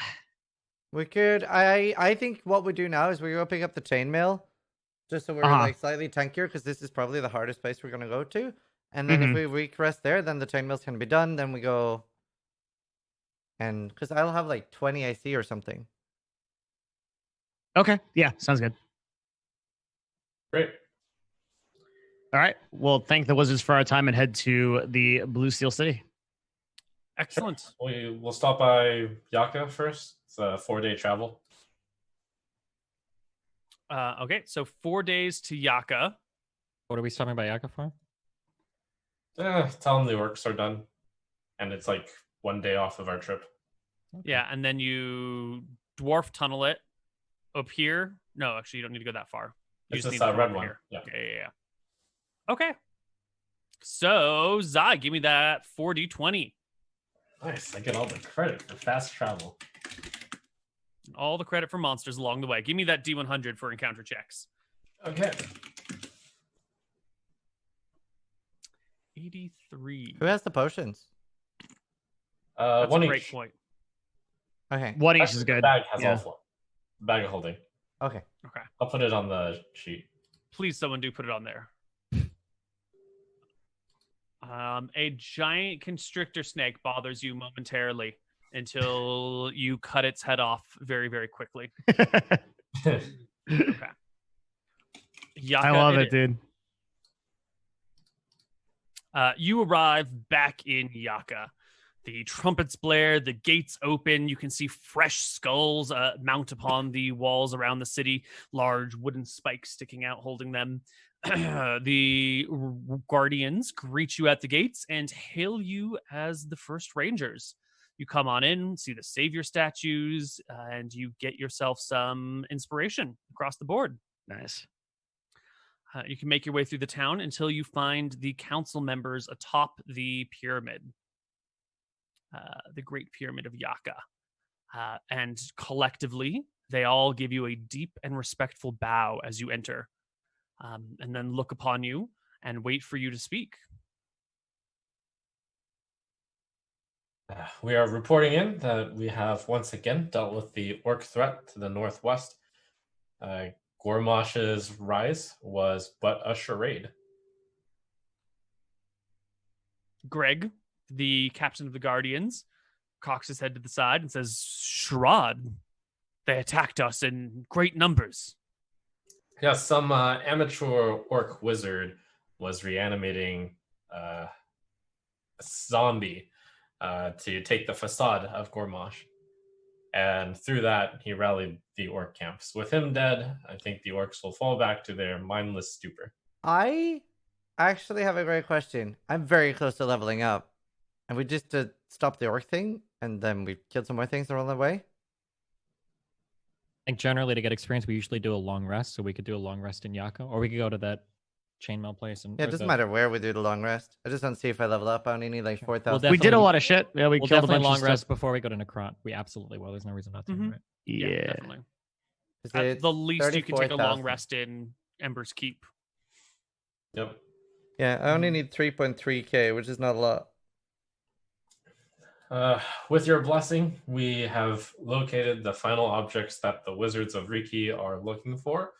We will go seeking them and return them so that we can bring those powerful wizards to our Pause. alliance. Yep. Greg looks frustrated that what he thought was a great Orcish invasion turned out to just be one stupid necromancer tricking the rest of the stupid people. The others are pleased at the news. Well, you say the Wizards of Riki are soon to be joining us? Oh, we know of all of the things they are looking for. It will be treacherous. We will be journeying to Necrow, but we believe we can get the job done. They nod in appreciation and give you a deep, respectful bow. Is there anything we can do to help you out? Says Celine, the leader of the craftsmen, a half-elf. Just continue to improve our relations with the people we have brought in. Entertain ambassadors. Start up new trade deals. She nods. Yes, I'm a little bit concerned that we may not be able to achieve this nymph for Bastion. It has been quite some time, so perhaps we will have to settle for the old ways of simply improving the soil ourselves. Gord, the leader of the gardeners, speaks up hastily. My apologies for interrupting. The halflings of Bastion have been, how do we say, the people of Ayu have been taking canoes along the shore and trading with the halflings of Bastion, and then using the Lang and Yongala rivers and the dwarven passages to come back here. The trade has been good. We have copious quantities of hops and barley, which are being brewed by my youngest apprentices right now into fine brews. They have mentioned Orcish problems, but if you've taken care of that, I presume that they will be okay for the time being. The fertility of their lands is stable for now, but will not be so forever. I don't understand what they mean by their he looks around, make sure there's no halflings in the room. Their halfling jabber is a little confusing to me, but it seems they can sustain as they are for maybe another 6 months without problems. So if you can, I don't know what it is the elves wish from you, but it appears there's still some time on that front. Very good. Well, we'll have to go talk to the skinnies about it, the elves, whatever you call them here. And we will use the word elves too. We'll have to speak to them, because it is not apparent to me what they want. Every time we go up there, they just don't seem to care. But have we talked to their leader recently about what we've been doing? I don't remember. No, they don't really seem to care. Have we asked them directly about the amulet and how we've been doing? I think this is something up to them to judge, not for us to ask. Very well. I think, didn't we ask them about it last time we went up there, and they basically told us nothing? They basically told us they were spying on us, and then they would judge us. Yeah, but they didn't give us any But they didn't commit to anything? No. Mm-hmm.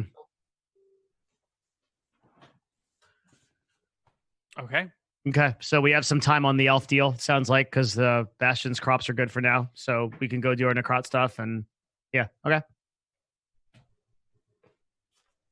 Sounds good to me. Yeah. Cool. You want to do the long rest here or there? I guess it doesn't matter. Well, I think we should go to Blue Steel City, get your armor, and do the long rest there, since okay, it's Flintheart's hometown. Yeah. Mm-hmm.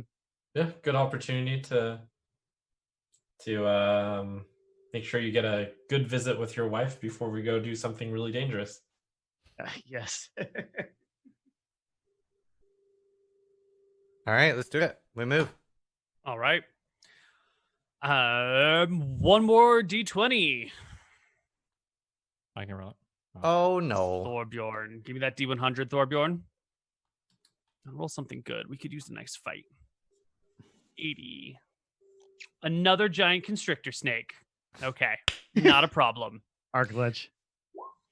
What You if it's a guys- lich and a snake? I mean, there are good rolls on here, you know? You could roll a 31. A 31's a fun roll. Roll a 31 next Okay. time. You can make it to Corcalis Mountains, back to the Dwarven tunnels, and make your way back to the Dwarven city. I don't think there's Here- any like crazy like speech or anything we need to do here. I think we just pick up the armor and Yeah. sleep. Yeah. As you're picking up, as you are being granted the armor, there's definitely some like chatting with the people. You are alerted that there is an elf at the northern end of this range who wishes to speak with you, and has been waiting Whoa. here in the mountains for a few days. Oh, that's Pog. They're gonna give us a nib. We don't know what they're gonna do. They might hate us. They might be like, "You guys suck."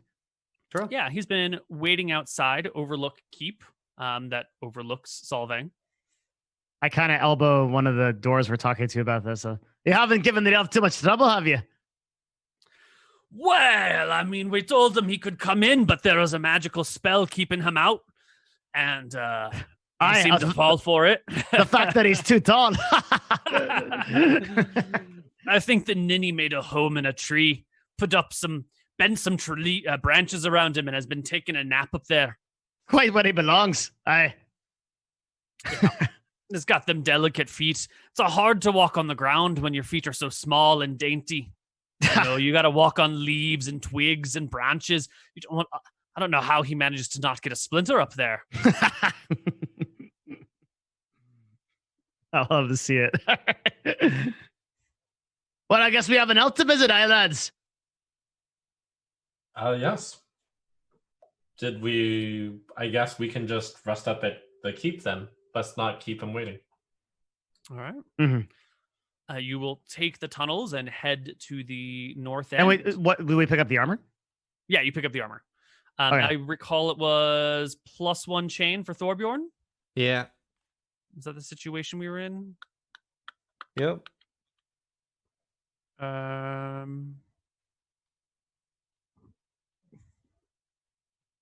Do you currently have armor? Nope. No. Okay, that's what's going on here. Okay. Chainmail +1, which brings your AC to 21. Is that accurate? No. Because For a I have barbarian? bracers that only work when I have no armor. So we're giving those to Trump. Oh, all right. Damn, what does We'll Trump's start AC wearing go them. up to? Okay, so the bracers give you +2 to your AC. Oh yeah, it's dragon scale. Awesome. It's not chainmail, it's dragon scale. Yeah, Correct. chainmail won't let me rage. It's scale mail, dragon scale. Right. So maybe I have like the same AC or something. Yeah. Let's just take a quick over here.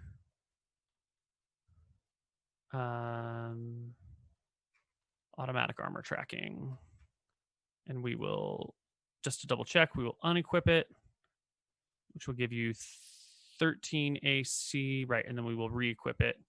And you have 18 AC. Perfect. And then Zai is getting bracers of defense +2. Great. Let me just double check this. Yep. So that should fit. Did that bring your AC up to 17? Was it 15 before? That can't be right. Oh, for me, it is now up to 21. Damn. And you get -4 damage every hit because of the phase daggers? Minus 3 damage each hit. -3. Jeez. Or, no, you're right. That's -4. Yeah, because it's 2 Yeah. for each, I thought, right? Yeah. That would be crazy for me to get something like that as well with the rage. Just imagine something did like 8 damage, you get halves to 4, it gets reduced to 0. Where's the extra 4 AC coming from? You got 5 from Dex, 2 from the bracers. Yeah, monks also add from wisdom.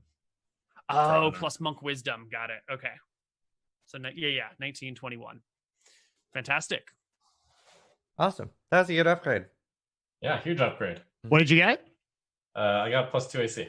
My man. Yeah, and mine didn't change. So it was just like perfect. Good teamwork, sis. Good teamwork. What Yep. is your total AC now, Trump? 21. What? He has I the know, same. right?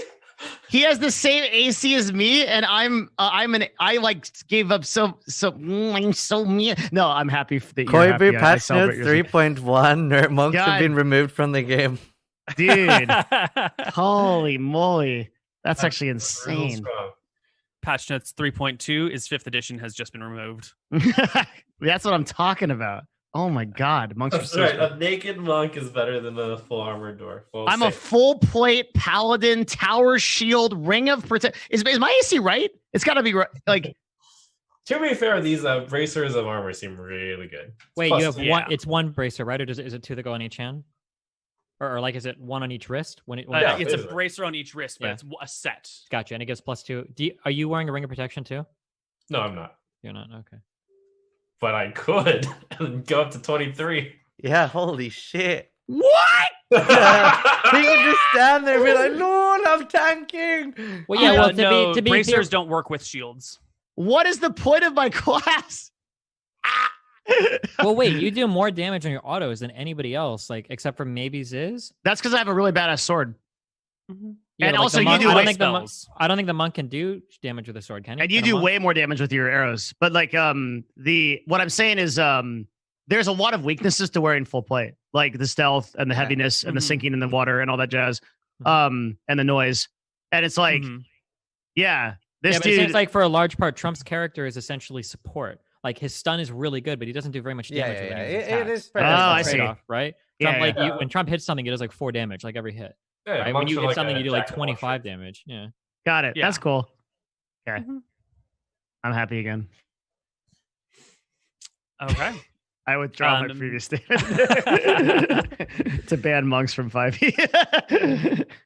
You guys head outside of Overlook Keep. Also, imagine And- thinking monks are OP. Oh, Jesus. The monks are like the joke of 5e. What? No, that's an exaggeration, but they're not really considered OP. Wow, right, that stunning continue. fist is pretty good. That's pretty good. You can head out of the encampment and stand around the trees in the forest. Should be an elf around here somewhere. Somewhere. I mean, you can't see him, but he'll descend from the trees after a moment or so and come speak to you, saying in a soft and gentle voice, "Greetings, adventurers of Yaka. I'm pleased to meet you. I don't think we've met before. Hello. I bow. My name is Grindel. Grindel. Thank you for waiting so long for us. No, it's been but a week. No time at all for a person of my years. How old are you? I am 742? 43? Holy shit, Something what like was that. it like 400 years ago? Much the same as it was today. What about 510? Life in the elven woods changes very little over the centuries. We keep it that way. We like the world we live in, and we seek to keep it as it was before the storms came and the mountains rose. It is by our desire that life forever remain the way it was. Do you have a before the favorite gods cast year? down the world. You've been I through so do. many. Yeah, I do. Which one? It must have been my 311th birthday. That was the year I married my wife. You've been married for so long. That's crazy. I can't stand these guys and I've only known them for months. When you find the right person, you can spend 400 years with them and still desire another 400. That is the way it has been. Granted, my children are wonderful and annoying and presumptive. I mean, That's what happens when you're 130 years old, though, right? Everyone knows that's the age where people are going around. Oh, they're so pretending to slay rebellious. I orcs. get it. Mm-hmm. No respect for the elders anymore. But, it's a phase, and it shall pass in another century or so. Anywho, I didn't mean to get so sidetracked about these details. As I said, my name is Grindel, and I am here to speak to offer you a trade, a deal. Which he looks to Zai. As I understand, you are very interested in trade and favorable deals. You know me well, Grindel. What have you come to offer? I have come to offer you two things. A nymph and a ship, should you want them. Why, yes, we do have need of both of these things. Now, what can we get you?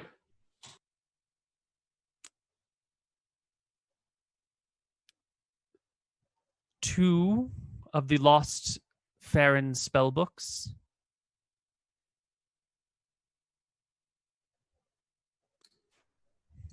A specific two.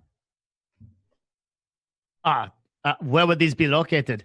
As depending on the answer, we may have some accounted for. I believe your wizard friends of Riki tell you that these books lie in the city, the ruins of the city known as Shelter Bay, far to the south. The other books are of interest, but no consequence. These two books I would very much like. And what if we were to get you to look at these books for a bit, and then we carried them on to the ones that want them?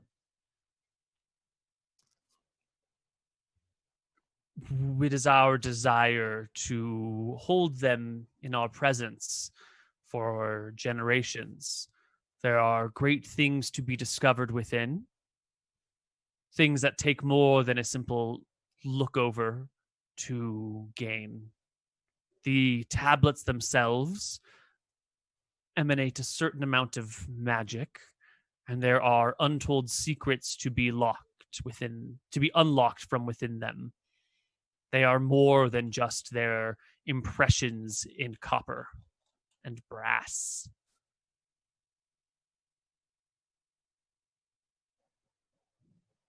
Well, this puts us in quite a predicament. So let's back up here a couple of steps. I had understood that if we were to be judged on our actions or whatever the wedding the amulet was to be, that was the trade for the nymph. And so if we have passed that test, then that trade is done. And now we're talking about the new trade. Or do I have it misunderstood?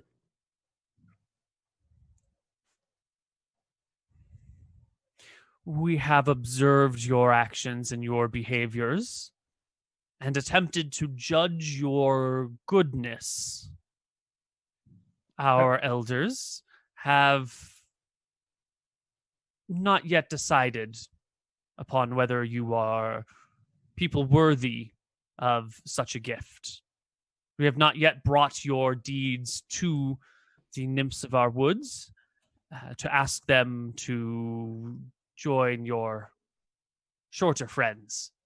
But it's important to remember that obviously we're trying our best to make sure that the halflings are getting a nymph, but also remember that the more time passes, the worse their state is going to be because it's harder and harder for them to grow crops.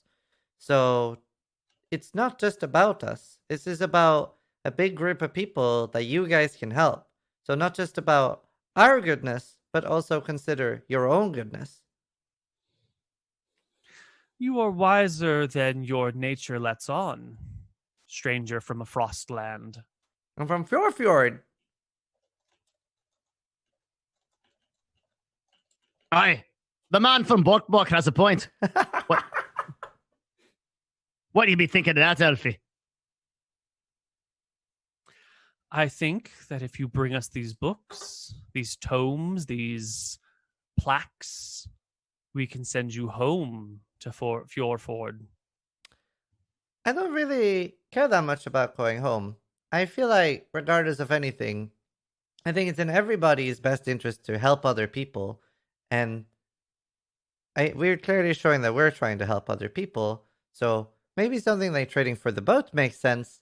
But regardless of anything, it's probably better to help the halflings anyway. I'm sure that if the position was reversed, that the elves would really appreciate if the halflings had helped them. And if you don't know the halflings, they're very nice people. And I'm sure they would help you just the same. The halflings are wonderful, kind creatures who deserve all the compassion in the world. However, they are soon to become a part of your empire, one of your greatest food sources. Let us not pretend that helping these halflings is not the same as helping your empire grow. We would not wish to help feed an empire of evil. So we patiently wait to judge. Now, I understand this is a difficult thing, and I'm not asking you to make a decision right now. But should you decide that you would like this trade, please bring the books that you find under the ruins of Shelter Bay to Solvang. Now, hold on 1 minute here. You're putting us in direct conflict with the wizards, who we already have these books and understanding. And you're not, and the wizards have offered us a full alliance with their civilization. Do you offer the same? No. Then why the fuck should we give you the books? I make this offer to you. A We nymph appreciate for the your offer. people, and a ship so that you may take your people, I believe it is westward that you wish to go? We appreciate the offer, but the first thing about trade and negotiation is making sure you uphold your side of the deal. So as we have promised the wizards these books already, we cannot promise them to you. The dwarf freaks out. I don't know. I would have had any stupid amulet that you could shove back up your ass. That the whole trade was supposed to be that you were going to give us something for it. And now we're sitting here with this damn amulet going to do all these goody two-shoes shit for you fucking elves and nothing's come of it. So now you're coming here and offering a trade for something we were supposed to have in the first place. And what the fuck is that, Duffy? Eh? You started on my lands with this bullshit. The elf looks to Thorbjørn and to Corin to see how they feel about this. I'm kind of disappointed that it seems like you're moving the goalpost. I think it's very disappointing. I'll say, despite my background, I've always preferred the company of humans over elves because I hate playing stupid games like this. Seems like we have an original deal before us. I don't know why we'd take some stupid ship. Seems like we can't get too far off the island anyway. We've already got a commitment from another group of fine people. I don't think we have any reason to waste our time with this guy here. We respect your offer and politely decline. I don't politely decline. You can take that amulet and shove it up your ass. Are you certain? Dwarf's like grumbling in a tree, just running around. Be not hasty. You have time to make this decision if you wish to change your mind. You need not reject it out of hand now. Very well. We will think more about this.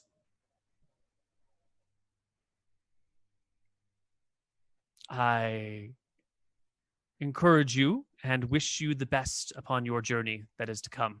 Go back to your lily pad, you fucking Keebler. The elf bows and leaves. I never. Can you believe the nerve You know, on that thing? what would be really funny, if we really want to fuck them over, we can put their amulet in, like, there's a lot of pigs here with the dwarves. We can find some poop and just put the amulet in with it, then all they'll see is shit. 800 years alive. It hasn't even learned some manners.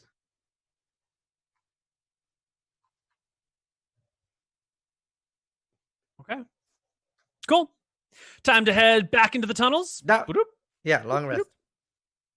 And then Someone want to map out your way to Embers Keep and then on to Necrot?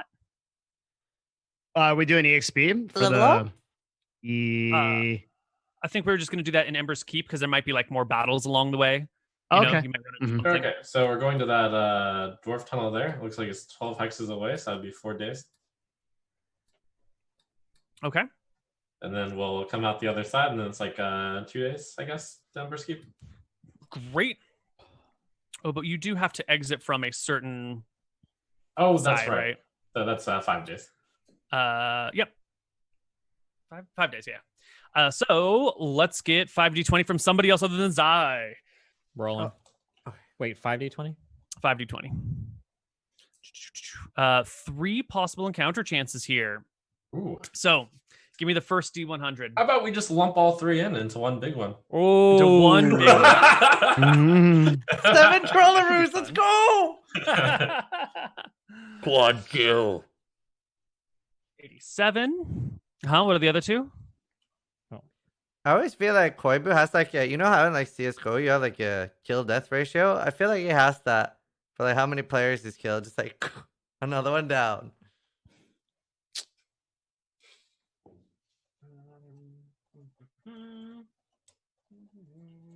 First one.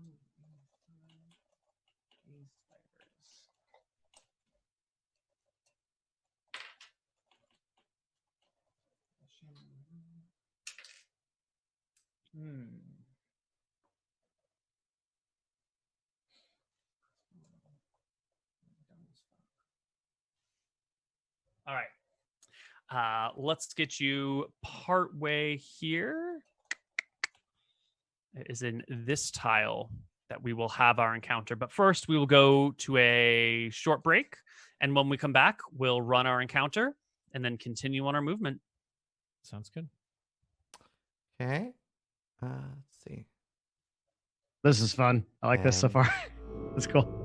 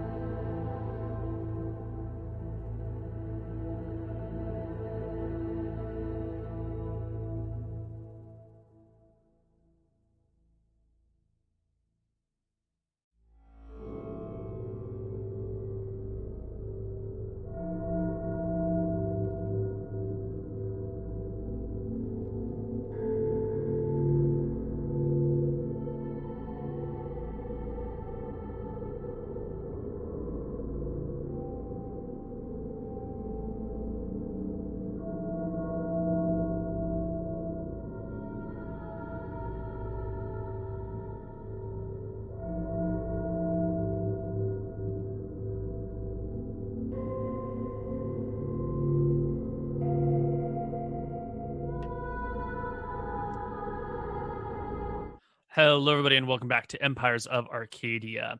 Our party is walking through the jungle, making their way through a bit of a clearing. When Zai, you've got really high passive perception, don't you? Oh, it's 17. It's not the 22 I thought it was. That was Grub. I had 22, right? Yeah, Grub. Rev Grub. Ah. Awesome. All right. Too late does the party realize that there are the thinnest of silver cobwebs that they are pushing through. Too late do they realize they have walked into a phase spider's den, or trap might be a better way of doing it. It is not until the spiders have positioned themselves on the ethereal plane and phase in that the party realizes where they are and what is going on. And so we will immediately launch into combat as spiders appear out of nowhere in optimal positions, attacking everybody except for the most heavily armored person, because they're smart enough to realize that armor means hard to bite. I'm gonna just remind that I'm using these phase blades. Did that I think Trump impact would. that at all? Yeah. Ooh. Because I think we said Ooh. holding 2 phase blades puts you 50% on like an ethereal plane or something. Yeah, That he is would have absolutely true. Yeah. seen Trump, the spiders. give me I will give you a perception check to spot this stuff because you are partially phased. All right. Phase up. Good one. All right. And we will just contest it with a single stealth roll. Here we go. Okay, they crit their stealth. So, Okay. you probably didn't quite notice it. You're not used to looking through into the ethereal plane, not used to seeing things there. But now that you're aware of the spiders, I think you'll be able to see their movements ethereally now that you're aware of their presence. But they do launch their attack. So, starting at the back, we're going to get our spiders to just make attacks. Right? Yep. So the spiders get 2 claw attacks, and then they may use their bonus action to bite.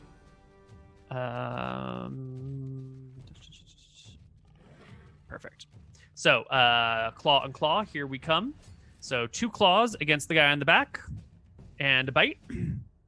19, 23, and 17 versus 17 AC will all hit for 4 damage, plus 6 damage, plus 0 on the bite, but you do need to make me a DC 13 Constitution saving throw or be poisoned and paralyzed.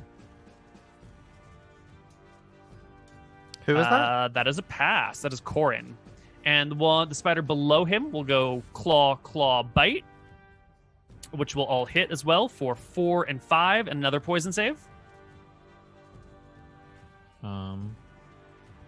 Pass as well. So it's just the physical damage, which is 9 and 10. Against the monk, we have real quick. Claw. Not to give you more damage, but is your final roll messed up? I'm hovering over the damage on that bite, and it's saying rolling 0 plus 0 equals 0 Yes, plus 0. the bite does 0 damage. It is a non-damaging bite, just injecting poison. Okay, just kidding. All right. And then against Trump, I'm just going to do all 4 claws and all 2 bites at the same time. Bite, or claw, bite. So it looks like 24 is a hit, a 21 is a hit, a 25 is a crit.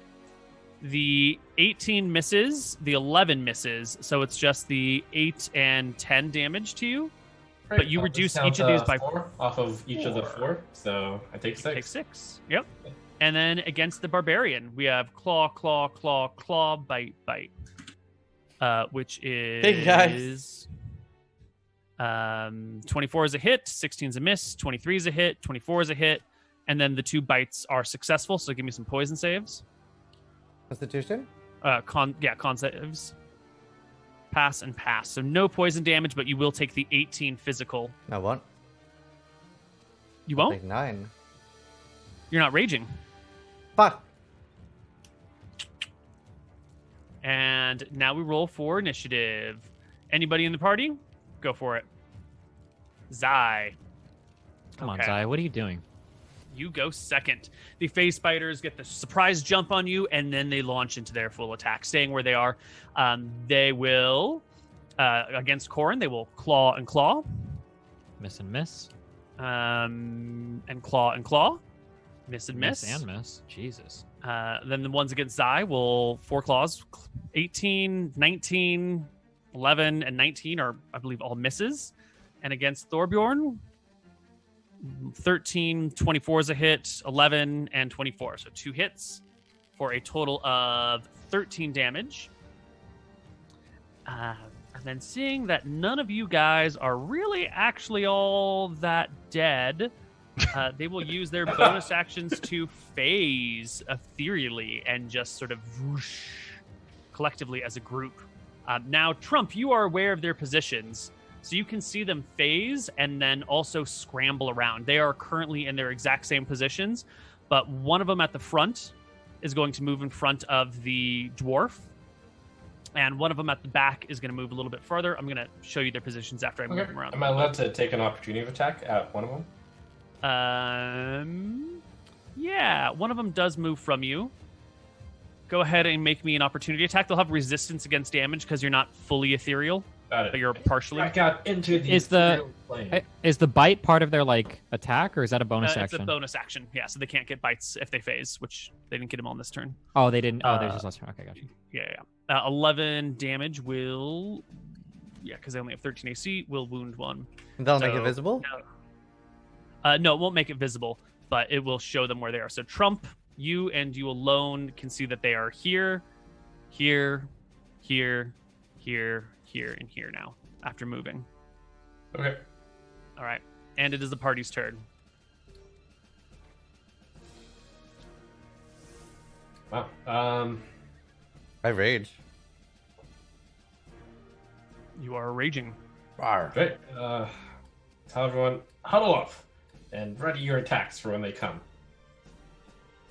Can you tell me where they are so I can like attack in this direction? I think even if you were to just strike the air, it wouldn't work. Why not? They're in the ethereal plane. I will. If you attack them on the ethereal plane, do they rematerialize on this plane or no? No. I hit that one as it was in the ethereal plane, and nothing happened. Oh, okay. I try to make myself seem big to try to like provoke. Like I try to like do like a taunt kind of thing to like make sure things start attacking me. Sure. Corin, do you have any movement? Yeah, I guess I'll stand here. I guess it doesn't really help me though because I have a bow, but I'll ready an attack. I guess. Yeah, ready an attack. I ready I'm an ready to attack. Okay. You ready them. And let's take a look at that. Actually, I'll bonus action heal, second one too. There's no reason not to. 16 life back.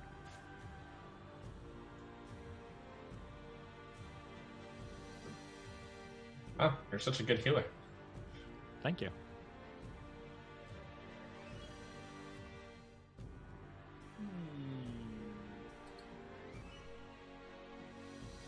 Yep. They see you circle up and they come on in for a close. Zai, you can see them shifting around you. It looks like there's going to be 2 on the top, 2 on the bottom, and 1 on each side. And once they're in position, they rematerialize. All of your attacks go off. Everyone gets 1 attack, so go ahead and make them. Because readied actions don't allow you to make both of them. 10 will miss. A 29 will crit.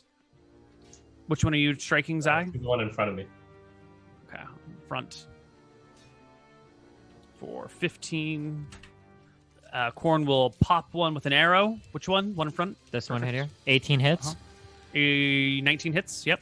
Or because I'm at disadvantage because it's ranged. Oh, perfect. 18 still hits, yeah. Cool. Okay.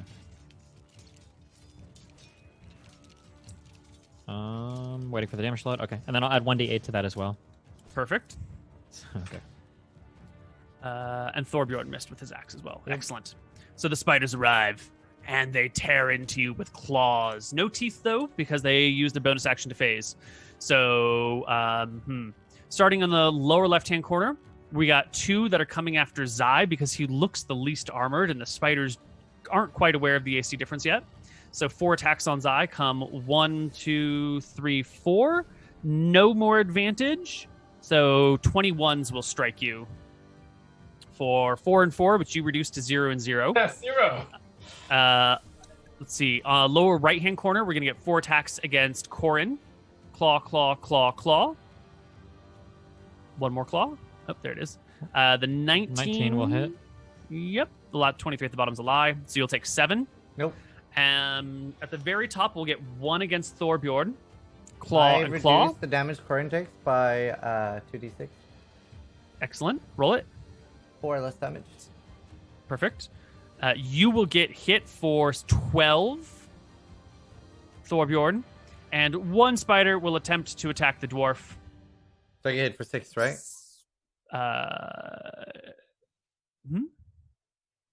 You got crit. Oh yeah, but then you're raging, so it reduces by half, so 6. Yeah.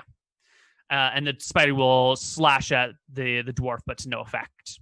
And they've already used their bonus action. They cannot rephase, so it is the party's turn. Okay. How many attacks? Sorry, before you guys go, how many attacks of opportunity do I by moving like here or here? 2. I don't know how you're going to move through the spiders. Is the problem? They move. They're phase spiders. Well, Yeah, but they're physical now.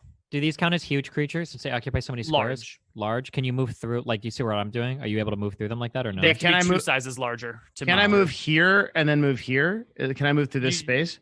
No, they're physical right now. You are still a medium-sized creature, despite being a dwarf. So you cannot move through. Okay, wait. squares. Here, since he's trying to figure that out, this spider right in front of me. Maybe I can kill that and clear away. So I want to fire into the phase spider in front of me. Sure. 2 attacks. Here's 1. These are at disadvantage, so that's a 24 to hit. Here's 1 more, 23 to hit. Okay, dude. I'm gonna add 2d8 damage here. Ugh, that's not that great. And then I'm adding that to 14, so 18 damage on these 2 shots. And then I'm gonna pop an action surge, and I'm gonna do 2 more shots. So spider in front of me still. 12 to hit. I'm gonna add a precision die to that and hope I could get something decent. So 15 to hit. Does that hit or no? Yep. It does? Okay. That's 12 damage. And then 1 more arrow. 20 to hit. I'm not going to modify that with precision. God damn. I'm going to roll a 1d8 to add to that. So that's 7 plus 6 is 13 damage. And the spider dies. Music ended, by the way. What? The music ended. If I go from here to here to here, then or whatever, like, can I? How many attacks? No, but if you go exactly right around it, you won't produce any attack of opportunity by moving there. Or even Devin, where I'm pinging right now, you have advantage on an attack there because you'd be fully diagonal to this 1 spider. Yeah, okay. You will I wouldn't provoke an attack. 1 from this guy as you leave his square. Yeah, which is okay. fine. Yeah, let's do it. Okay, so the 1 spider will claw at you with a 13. You easily walk away from him as he hits you in the back. I shall draw my sword and I shall swing it. 23 and 16. 23 and 16 both hit. The flames engulf the spider for 17 and 13 is 30 damage? No. 17 and... Really? Yes. 13, yeah. Damn, I gotta stop, right? I gotta stop bitching about my class. Okay, cool. We're good. Yeah. Rip the creature. Right, I attack it as well. The Tongues of same one flame. Devin attack. Uh-huh. At advantage, right? Yep. 23. 21 damage. Goodbye. It is dead. Devin, can you move to the left? I will just see how many movement speeds I've used. So I'm at 22, so I can move 25. So you can move 1. You can do this. Yeah. Blap. That's the best. That's the best I can do. Okay. I have very short legs, dangerous over short distances. I'll attack the one to my left then. That is a miss with the 10. A spider rears back, hisses at you, its big fangs dripping poison down at you. It's got murderous eyes. I'll remind you of my cool ability here called Stunning Strike. So I'm going to start my turn. So let me attack the one to the bottom right. 21. Wait. Stunning Strike. Go ahead. 21 is a hit. Roll con save. I have I can move here as well. I'll take 1 attack of opportunity. Do you want to hit this guy at advantage? It is a 14 to hit you. Is not a hit. No, not a hit. And the Stunning Strike produces a con save, which is a fail. And you did the bottom one? I said bottom right. Bottom right. This one. Okay. Yep. Got it. So he will take 9 and be stunned. I attack the one to the bottom and That's 25, which is a hit. That's also a stunning strike, so roll a con save. One more con save. Here we come. Is that a pass or a fail? That's a fail. 2 stunned spiders. I activate my Flurry of Blows, which lets me do 2 extra unarmed strikes. So I'm going to do an unarmed strike to the left. Mm-hmm. It's 9 damage. Also, roll a con save. Oh my god. 6 is a fail. All right, then I'm going to walk up over here and actually to the other side, so I flank. And here's an unarmed strike at advantage, so that's 25. Go ahead and roll a con save.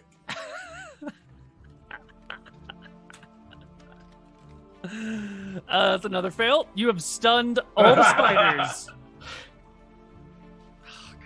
Did that really just happen? Yeah. He just walked around fucking slapping each spider. That's fucking awesome. Holy shit. That's one of the craziest things I've ever seen. Okay, it's our turn again.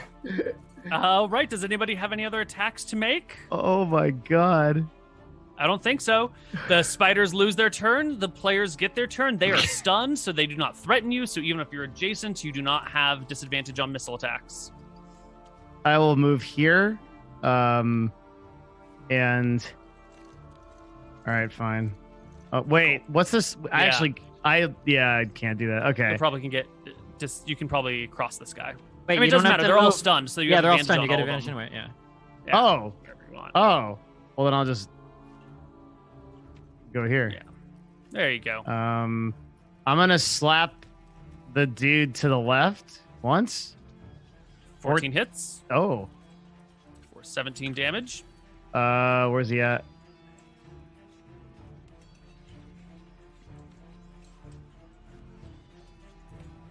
Did he take the damage?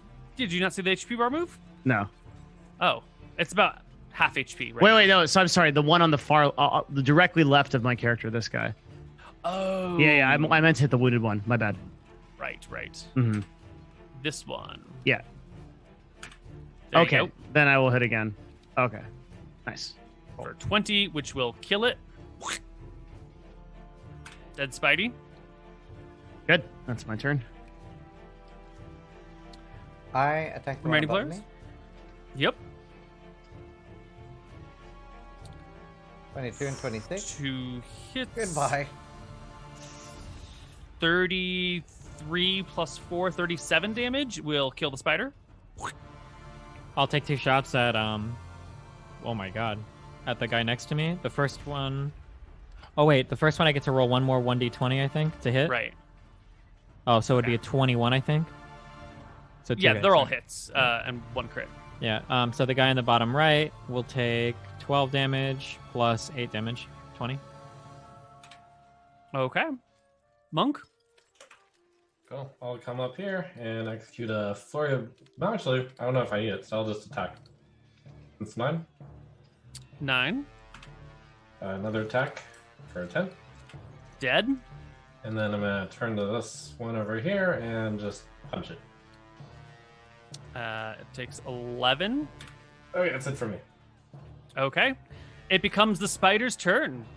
The spider is no longer stunned, will immediately phase to the ethereal plane and run away, provoking an attack of opportunity from Trump.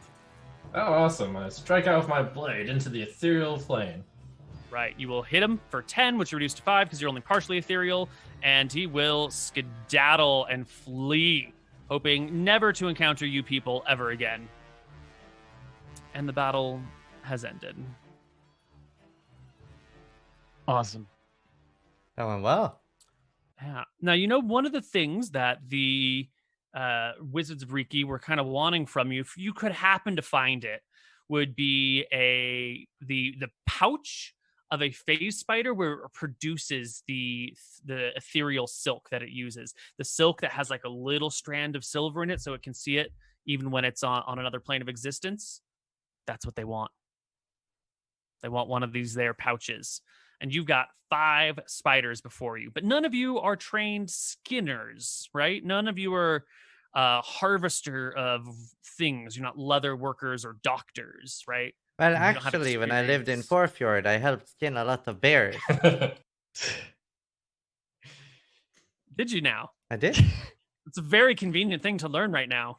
It makes sense from where I grew up, though. Forfjord, lots of berries, lots of things that need leather. Do they stay alive and be warm? Yes. Yes. Well, the good news is, after everyone acknowledges they have no idea what they're doing, we can mess up a few times. So we're going to start except at the behind, and then I cut off the behind. Yep. You hack open one of these space spiders, and like the intestines come out, little bits of goo come out, and you see like a silk sack that has been split, and just like little bits of spider silk are kind of falling all over the place. Some of it's still developed, some of it is like nice and firm. Okay, excellent. Now I know where it is. I go and try to I more carefully cut this ones. Sure. Why don't you give me a... Let's see. It feels like it should be a wisdom or a dex check. Dex check for skill, wisdom for just being careful and patient and slow.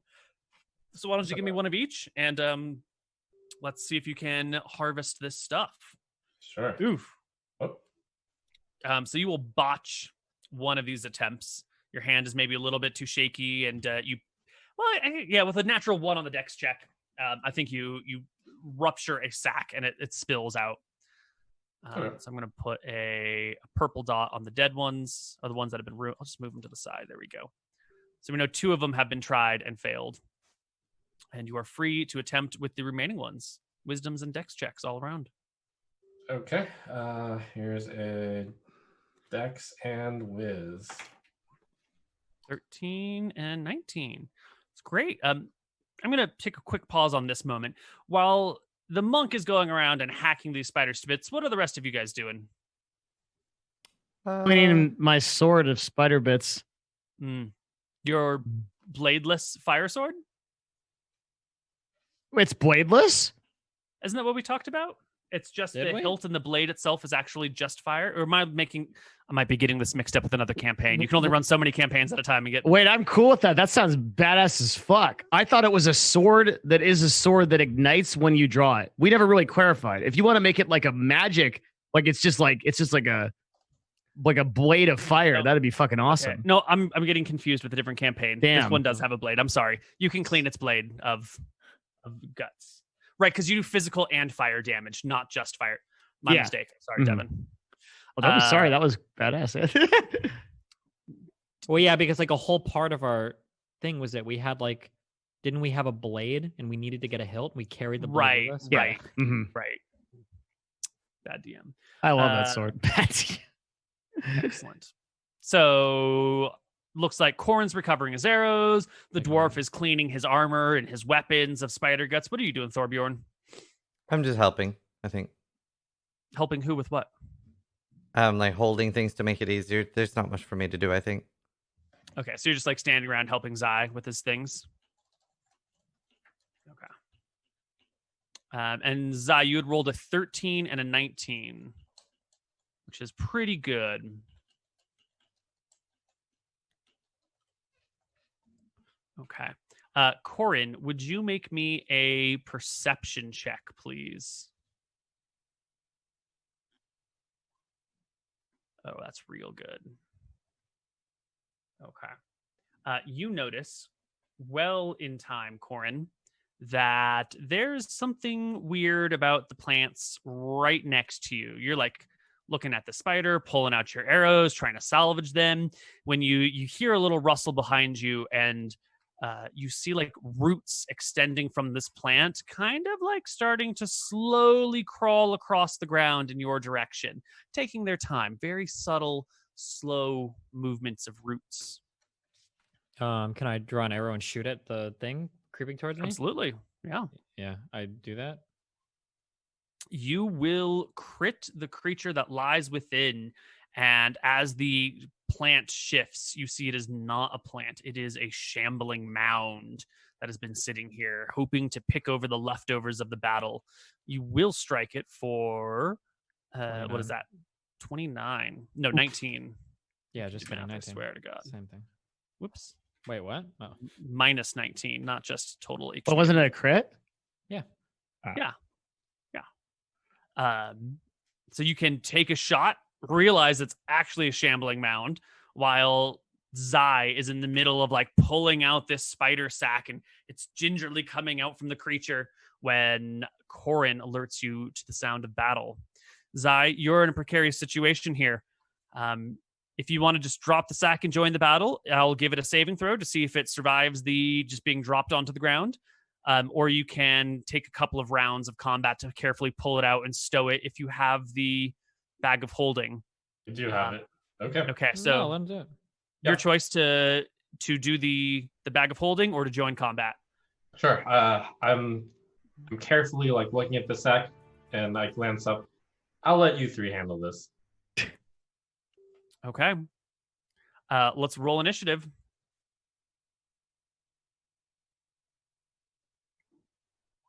Somebody on the players team. Roll me initiative button. Easy. Damn. Crit initiative. We get 2 turns. Yep. 3 turns. That's how it works. Yeah. 21.13. All right. Party goes first. Yep. What are we fighting? Guided southeast. I'll take my 2 shots first. Okay. Shambling Boom. mounds. Shambling mound. 18 and a 26. easy. All good. 15 and an 8. 23 damage. Excellent. Then I will back up 30 feet. I'm over here. Okay. Thorbjørn runs in. I'm not sure I can get flanking. I mean, I can't even hit it, I think. You can use your spare. You can throw your spare behind him, It's a full action. but it's an attack. You can do another attack after. Oh, you're right. You could even Okay. just throw it in the shambling mound. No, I don't want to Attack lose it. It's Roll like to a hit it's the like a mound. mound of plants and Okay, like you can branches. throw it behind it. Here's what we're gonna do. I'm throwing it there. Okay. Boys. Yep. Okay. You can hurl it and blink yourself back over here. And then I will use the last attack that I have left to thonk it. 11. Nice. I'm gonna attack no twice. good. I'm not Big. raging. Mm-hmm. Dude, I love this spear. Thank you guys for Double- reminding me I have it. I would double forget crit. every time. Damn! 31 damage. 51. 41? 51. 51. Oh my god. 51 I get damage. fucked so hard. It is the Shambling Mound's turn. And the second one moves as well. Coming over here. Oh. And they have put Actually- Thorbjørn between them. Oh no. Yes. Oh, yeah. Oh no. I look up Oh, completely yeah. unconcerned as I continue to gingerly remove the sack. Gotcha. So the top one is going to multi-attack you. So it'll make 2 slam attacks at advantage. 19 and an 18. I think they both hit you I think so too. for 12 and 15. So that is 27.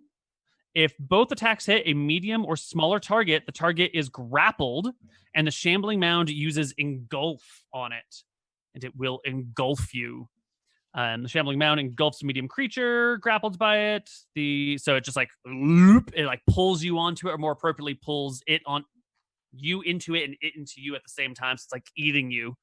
You are blinded, restrained, and unable to breathe, and you must succeed on a DC 14 Constitution saving throw at the start of each of the mound's turns, so not your turn, the mound's turn, or take a bunch of damage. If the mound moves, you move with it, and it can only engulf one of you at a time. So you're like inside the creature now. The other mound will just formlessly and shapelessly turn to face the dwarf. Hey, Eden. Dwarf, did you hit Monka. it last round? I did twice. Is it on fire? Oh no, you missed it. Right, you threw a spear Oh, and then you. I'm missed so it with dumb. flame. No, I thought it was Thorbjørn that hit it twice. I'm sorry. I'm kind of out of it because of my work schedule. I'm sorry. Don't Oh, worry. It's all good. yeah. I also forget things. I'm inside a It'll just plant. make 2 attacks at you. A 26 and a 13. The first one will slam you for 7. The second will wildly miss, and so you are not engulfed or any of that jazz. I am slammed. and we go to the party's turn. How do I Except get for out Zai, of this? it is a DC 14 athletics or acrobatics check. Ooh, you are stuck inside. Can I attack from in here? No, it is use your turn to escape and failed. I'm gonna also guess that he's not technically flanking anymore because he's in the mound. Oh, I Yeah. should have raged first. That's the dumbest Where's our thing I've ever monk done. at? Oh, our monk's just fucking off. Okay, so I guess I'm going. I didn't even think about raging. Or could I have raged? It's a bonus action. You could still rage. I'm Wouldn't help you raging. much right I'll now. rage. Yeah, well. Okay. Does this type of save or check? Does this There's count no as a combat save, music, or- by the way. If Oh, you you- refresh, there is. I refreshed. Devin doesn't benefit his athletics check, right? With that +4. Correct. It's not a saving throw. Yeah. Okay. I think can try to so. shoot at and kill this thing right here if you want, Devin, before you do anything. That's good. Okay, I'm gonna take 2 shots. I don't know if I can kill this thing. 26 and a crit. Wow, I'm getting lucky today. Yeah. Those are great shots. 8 damage and then 15, so 23. Oof. Okay. I have no superiority dice left, so. I do believe it is Devin's turn. One attack at the mound in front. 14 does not hit, actually. But That a does. 25 will. It'll take 5 slashing damage, and it resists fire. But it still is way more than enough damage to kill it, so it still Oh, dies. phew. Okay. Yeah. Um, Just so you that know, it resists resists fire. fire. Interesting. Yeah. It Wait, resists yeah. fire. Wait, okay, hold on. We discussed that for the one that came out of the water that one time because it was like covered in water. But what's with this guy? Shambling mounds have a lot of resistances, actually. Mm. They are magical plant-like creatures that have a lot of elemental properties attached to them. Can Devin pull me out of its mouth? Not without a full action, probably. Yeah, I might it be would able to a give full you like a action. help action. There's some weird thing in 5e for that. That's also a full action Help to do. Me, Yeah. Help me. I Actually, can't do anything. I'm just gonna stand there and look at him. I That's casually glance over at Thorbjørn as I'm pulling the sack out still and like gently trying to get it to the back. How long does he need a sack for?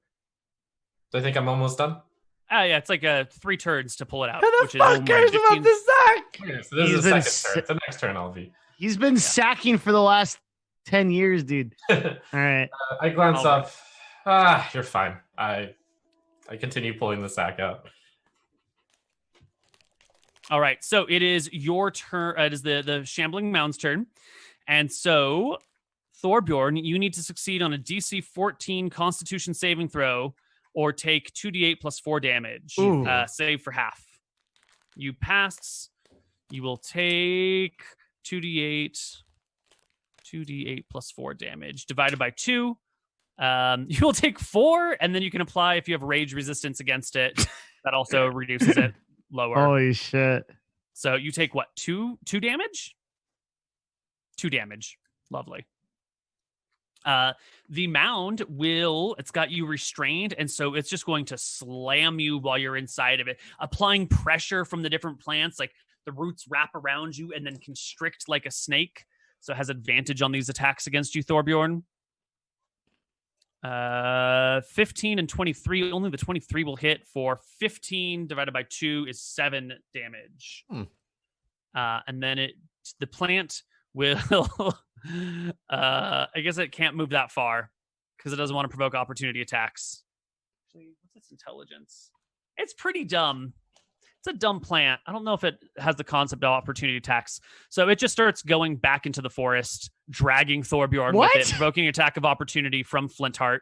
It's got a pretty low speed. You Hello? do hit it. It'll take the 5 and then 6 of the 12 Mm-hmm. as you hack at it, and it drags Thorbjørn away. Party's turn. I can actually catch up to it I'm amazingly. being kidnapped. Is there any way for me to use my full action to let's talk about how to get him out of there? Wait, what can I do? try to get out first? Yeah, let You him try. can use a help action, which will give him advantage on his attempt to escape. Don't I As already a have full- advantage with rage though? Mm. Do you have advantage on athletics checks Yeah. as rage? Mhm. Then you already have advantage. Yeah. Then Devin, there was nothing else you can do.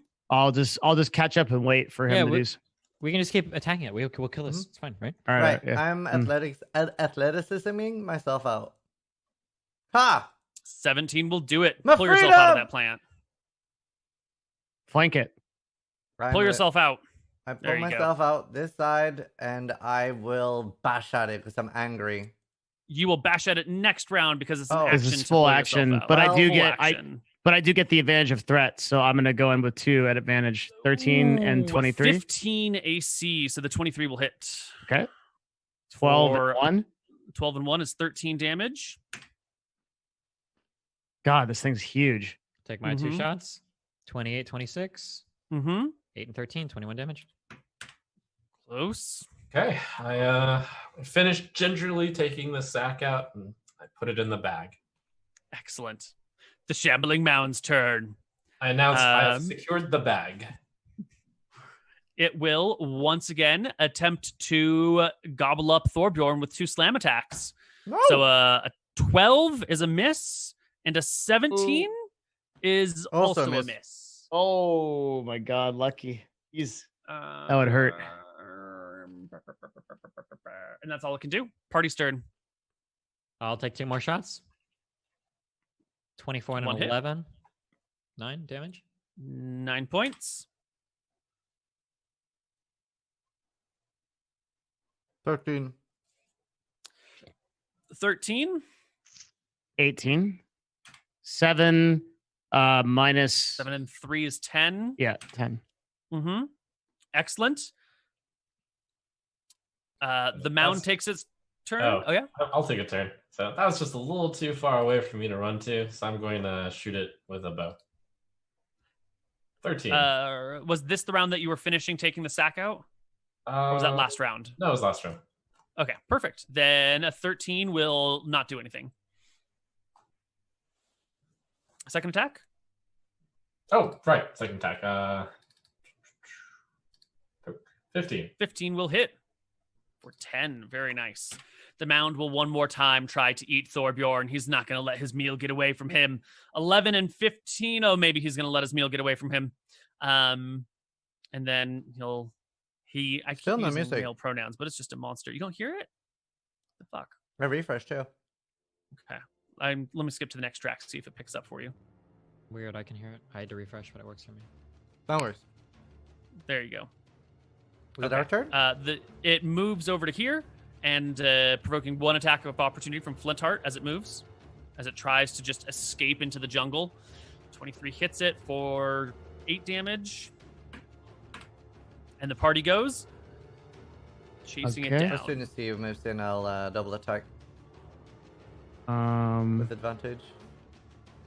Okay. I charge into it. Does with 14 Phase hit? Drawn. No, but 22 does. 11. So 11 from Thorbjørn. I'll take. Oh, So I will hit it for 17 and 11. 6, 2, 8, 8, 3. Yeah, it's dead. All right. That's okay. Stop rolling dice. It's too many dice. It's already dead. Draws the sword into the shambling mound, looks to the monk. Nice of you to join us after you're done playing It with your almost sack. ate me. I was inside it. Ah, yes. Good one. You see, this sack had to be fondled very gently.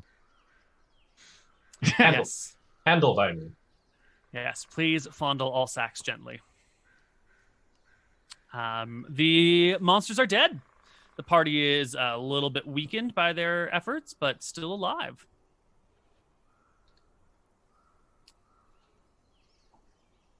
Okay. Back to the overworld we go.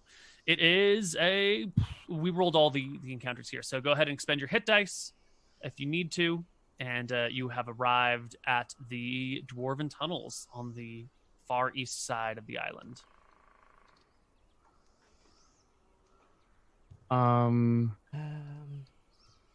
Where are we? I can use my second. Wait, oh, but my second one uses a hit dice anyway.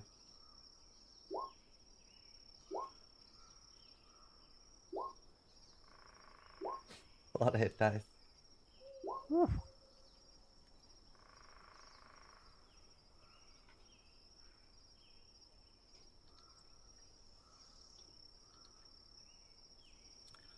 Excellent. I'm As actually you now guys full total- after all that. Wow. Really? You total up your HP. You can find the dwarves, and Thorbjørn, not Thorbjørn. Real quick, did I get the sense that the wizards wanted more than one sack or exactly one? Oh, they needed one. You know, if you want to get more, you can roll the checks for the others if you'd like. Yeah, might as well. We're there. So Okay, I think- Dex and Wisdom each. That's a save. My bad. Let me just reroll all this. We'll just subtract the. Oh yeah, please. Yeah, I'll just reroll. Dex Yeah. and Wiz. Yep, Oh, that's 2 cool. sacks. And Dex Wiz. Ooh, That's all of them. great. Please add 3 spider sacks. Got it.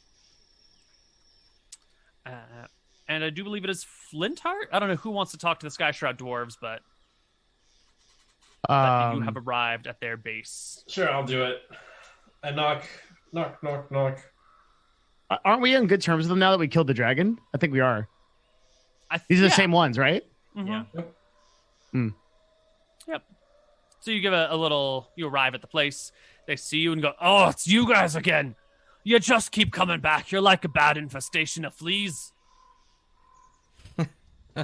Oh, it's the rude dwarfs! I remember you guys. You have no manners. He gets us finally. Oh, How long did it take you? I like brace my arm with him as friendship. He pats you on as far up as you can reach, which is probably like your glutes or whatever. I Hey, buddy. solemnly respond back. Yes, we can't help but be attracted to your unkempt beards. Now we need passage through your. Oh, you're gonna make me blush. I like Well- these dwarves. Welcome to Mount Sky Shroud. You dragon slaying sons of bitches. What can we do for you? Nothing much. We'll just be walking through here, if you don't mind. Well, of course we don't mind. Just cough up one of them pretty jade gems and we'll walk you on through our tunnels. Yes, I know. We still have some credit from slaying that dragon, right? So, thank You did go to the lair and get a bunch of treasures for your trouble, did you not? Wait, didn't we take all that money? Maybe not. Whatever happened to that? We did pick that up. What do we do with dropped it it? off in your house, remember? Yes. Yeah, you dropped it. Yeah, your wife has it all. Yeah, you. Oh notated that on God, your we gotta sheet go back somewhere, and get it. Okay. Just wait for the kids to take it and spend it on a booze. Do you have kids? Do your character have kids? Yeah. Devin? Yeah? Yeah. What are their names? Come on. I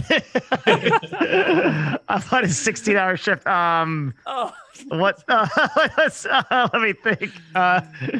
What's a good dwarf? I need a dwarven name generator.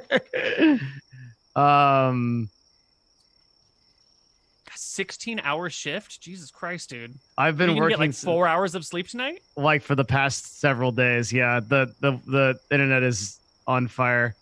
Yep. Jesus Christ. Gimli and Doran. Gloin. yeah, Gopher? Gimli and Gloin. Perfect. Two sons. Excellent. My 2 sons. Come on in then. Oh, wait, no, hold on. That's not why I asked the names. You said you had credit from the dragon slaying. What was that credit? Wasn't there some treasure that they went back and got? Did we clean out the took whole all of it. lair? We took all of it, but, they could get the dragon scales. I think that you Oh, left some copper behind. No, we didn't. We took all of it. No? Oh my god. Jesus. Wow. When I said credit, there was nothing agreed upon, but I have made a presumption. Ah. Right. Credit, huh? From killing the dragon? Well, we appreciate the slaying of the beasts that live near us. Does make it a mite easier to go outside. Tell me, what are you doing on the other end of these tunnels, huh? Is it something that benefits us dwarves? Yes, it is. It's slaying some beasts on the other side, making the area safer for trade with Embers Keep. Well, all right. We are pretty chummy that you've slain the dragon. It's been a bit of a talk around here. I bet the people would like to see you. All right, come on and march through. It's fine. And they will bring you through their tunnels, Nice. which will take a day or two to hike the 60 miles. Do my eyes deceive me? Her personality seems to have achieved a little past adolescence. Oi, what's with the big words here, huh? You're trying to say something about us? I'll have you know. Something, and I'll tell you later. Yes, good one. Excellent. You can make your way through, find yourself at the edge of the forest, near the swamp, near to Embers Keep. It is a 1 day through the swamp to get there, basically. Well, it's 2 hexes, right? So it'll be a day and a half a day or so to get to Embers Keep, and then on to Necrot. So, Thorbjørn, can you roll me 2d20?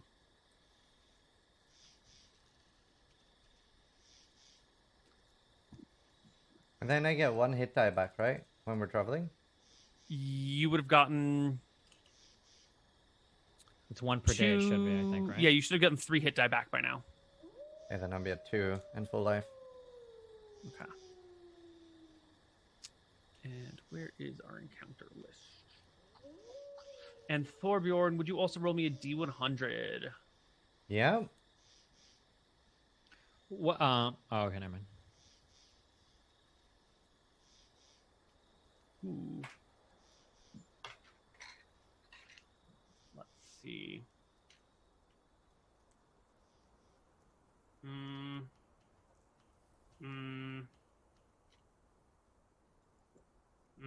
I think you guys can take 4 lizard folk without having to roll any dice for it. Woo! More aptly, the 4 lizard folk probably see you and say no. Fuck that. Yeah. Fuck that shit. Let him go, guys. Let him go. Yeah. So you arrive at Embers Keep. Safe and sound. The people here recognize you, trudging through the swamps, trying to take the path that they showed you in and out of the swamp, but it's been a while and you're still fairly new to the area. So it takes you plenty of time to get here, but they welcome you with open arms to their city. Cool. Do we have anything to do here, or I think we're just gonna... We're taking a long rest here for sure. Oh, okay. I don't think we checked in last. Did we check in after we asked them to scout Necrot last time? Did they give us information about the monsters and stuff? I don't think you had a chance yet. Okay. So that is a great thing to do now while you're here. Yeah, so I mean, we'll ask them that for sure. Yeah. The Guardians here in the bustling town of Embers Keep will tell you that they have sent some scouts to check out the area, trying their best to stay hidden and move carefully through the mountains, and they have found the ruins of the Tower of Necrot.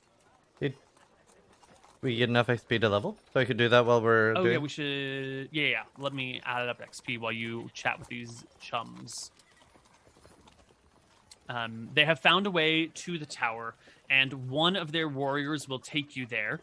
The only issue, really, is that the warrior is kind of low HP, low hit dice, low level, and it is a difficult way through the mountains, so you're going to have to make sure he stays alive. Otherwise, you'll just be wandering around the mountains without really knowing the way through. And it's not really mappable. You know, I've done it once or twice, and I can remember the path as I see the landmarks, but I won't be able to know it well enough to draw a route. So you'll have a person coming with you to show you the way, but that person will be needing your protection. As for XP, let's see. You defeated 6 phase spiders, and you defeated 2 shambling mounds. Which is this? We actually did a lot of shit. And the orc? You fought We had the whole orc arc, like that was a whole story thing. Yeah, a bunch massive. of orcs. That was a massive undertaking. Yep, 300,000 EXP, I think. Might go to level 9 here. Yeah, maybe level 15. They did the orcs. Was there something else you guys fought that we glossed over? No. Role-playing experience? Well, of course there's role playing, but I want to make sure I got all the monsters out of the way first. Told I an think that elf was to it in go terms shove of it up, monsters. up his ass. I mean, there was probably stuff from the last session we didn't XP up. Ooh, good point. Thank God people update the wiki. This shit was so hard to remember session to session before a wiki existed. Oh, I imagine. Plus, you run like 80 campaigns, so it's like, Yeah. You mean Mactaki? Not just people. Well, yeah, it's McTacky, but there are a few other people who help him these days. It's still, I think, like 90-10, but there are others. There are good citizens who help update the communal knowledge pool. And it appears that you did gain XP last time. You fought 7 leech beetles and gained 140 experience each.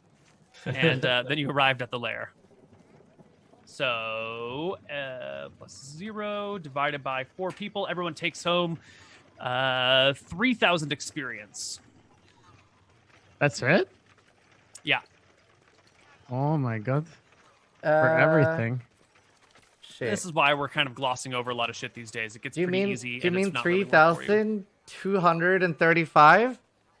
Ooh, I already rounded up from 2,750 to 3,000, so no. 34, 6, 4, 5. 5E leveling. How much was it? 3,000. Oh, I leveled, I think. Oh, I was level. exactly?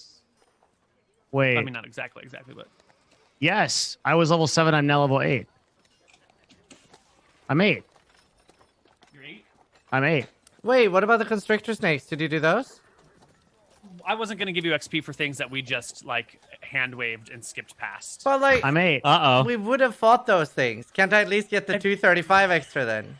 That seems fair. Just so I can do the level now. Like, if we I do- already rounded up on the XP But from we would have fought 2750. Get fucked, I nerd. don't think so. I think you'll just have to want it. 8 is 3,400. Is that what you hit, Dwarf? I'm sorry, 34,000. Yeah, I'm at 34,645. Ooh, so you just level. All right. You want Yeah. to roll me some hit points? What do I roll you for average? You roll your hit die? Just roll a hit die, and that's how much you gain. Really? 11. Sweet Jesus. Is that plus con? That already includes your con. Yeah, it's an 8 on the D10 plus 3. 8. I'm taking 8 a plus- nap after the next monster we kill. Okay, So so you go to 78 hit points, I believe. yeah, that's actually not bad. Okay. Yeah. Okay. I believe at level 8 for paladins, there's an ability score improvement. Or a feat. Yeah. Yeah, but paladins can get 2 points in the per ability score improvement. It's one of their Right. big class things. I think I'm gonna need to think about that for a bit, so I don't have a solid answer on that. And I believe I literally get nothing else at level 8, like literally nothing, unless That is I'm correct. nice. Cool. Okay, I'll give you an answer on the ability score improvement in a bit. What I'm gonna do. Okay. Sure. You guys can take a long rest here. Everyone gains full hit points, hit dice, all abilities, spells, points, all the things are maxed. And you can talk with these people about your journey to Necrot. You got a guide who will take you there. The guide's name is Cleo. She is a younger person, about 17, 18 years old. She's pretty good at stealth, pretty good at climbing. Not so great at the combat. She's more of a run around and see what's going on, not a fight hand-to-hand.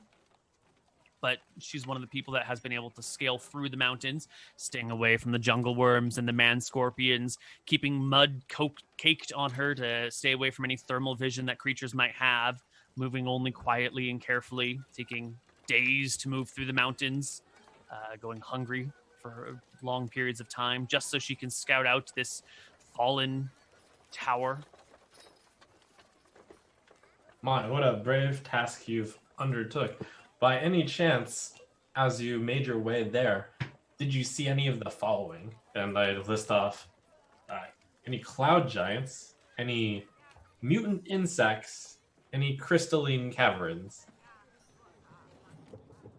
No, but the base of the tower did sit above a seep from the ground where a river just poured out of the edge of a mountain with no seeming entrance to it, just kind of flowing out of the mountainside. There might be something to the river. Okay, excellent information.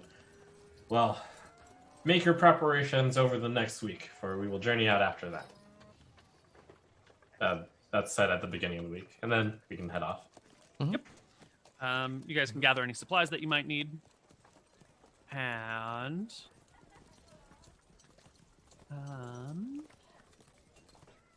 let's see. Why don't... So she'll pull out, when you guys are looking at your map, she will tell you that the route she's found will take you here and then here. And that will get you to the cave. Okay. Well, to the mountain where she thinks there might be a cave beyond the river. Excellent. Sounds like a good route. Mm-hmm. That'll be 2 days of traveling through mountain tiles, which will be slow and difficult going. It will need athletics checks in order to get into and out of a mountain tile every day to represent the difficulty of climbing up and down these things and navigating your way around. Great. So whenever you guys are ready to go, actually, I see we're about... It's probably a good point to end here for the week. And next week, we can set out from Embers Keep and get ourselves there all in one fell swoop and begin the adventuring in and around Necrot. Mm-hmm. So let's call it here for the day, for the night. All right. Devin, Nash, where can people find more of your channel? Hi. For now. My name is Devin Nash. I'm sorry I was a little bit tired this episode, but I really enjoyed it. I just my real life job is a lot of work right now. But I am still streaming when I can in the mornings and afternoons at twitch.tv/Devin Nash, mostly covering all the stuff that's happening in the industry right now.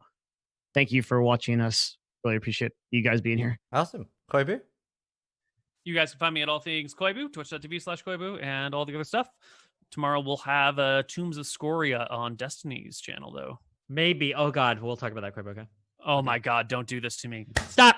I love you guys. You can catch me on twitch.tv/Destiny. I might be going live after this. Yeah, that's all I got. Go live, Steven. Trump? At Trump SC. Thanks for watching. Awesome. My name is Zizaran. I'll be live in like an hour, so I'm just going to read up on some things. And then we'll be playing more Path of Exile. So see you guys later. Yeah. And thanks for watching. Be careful out there, guys.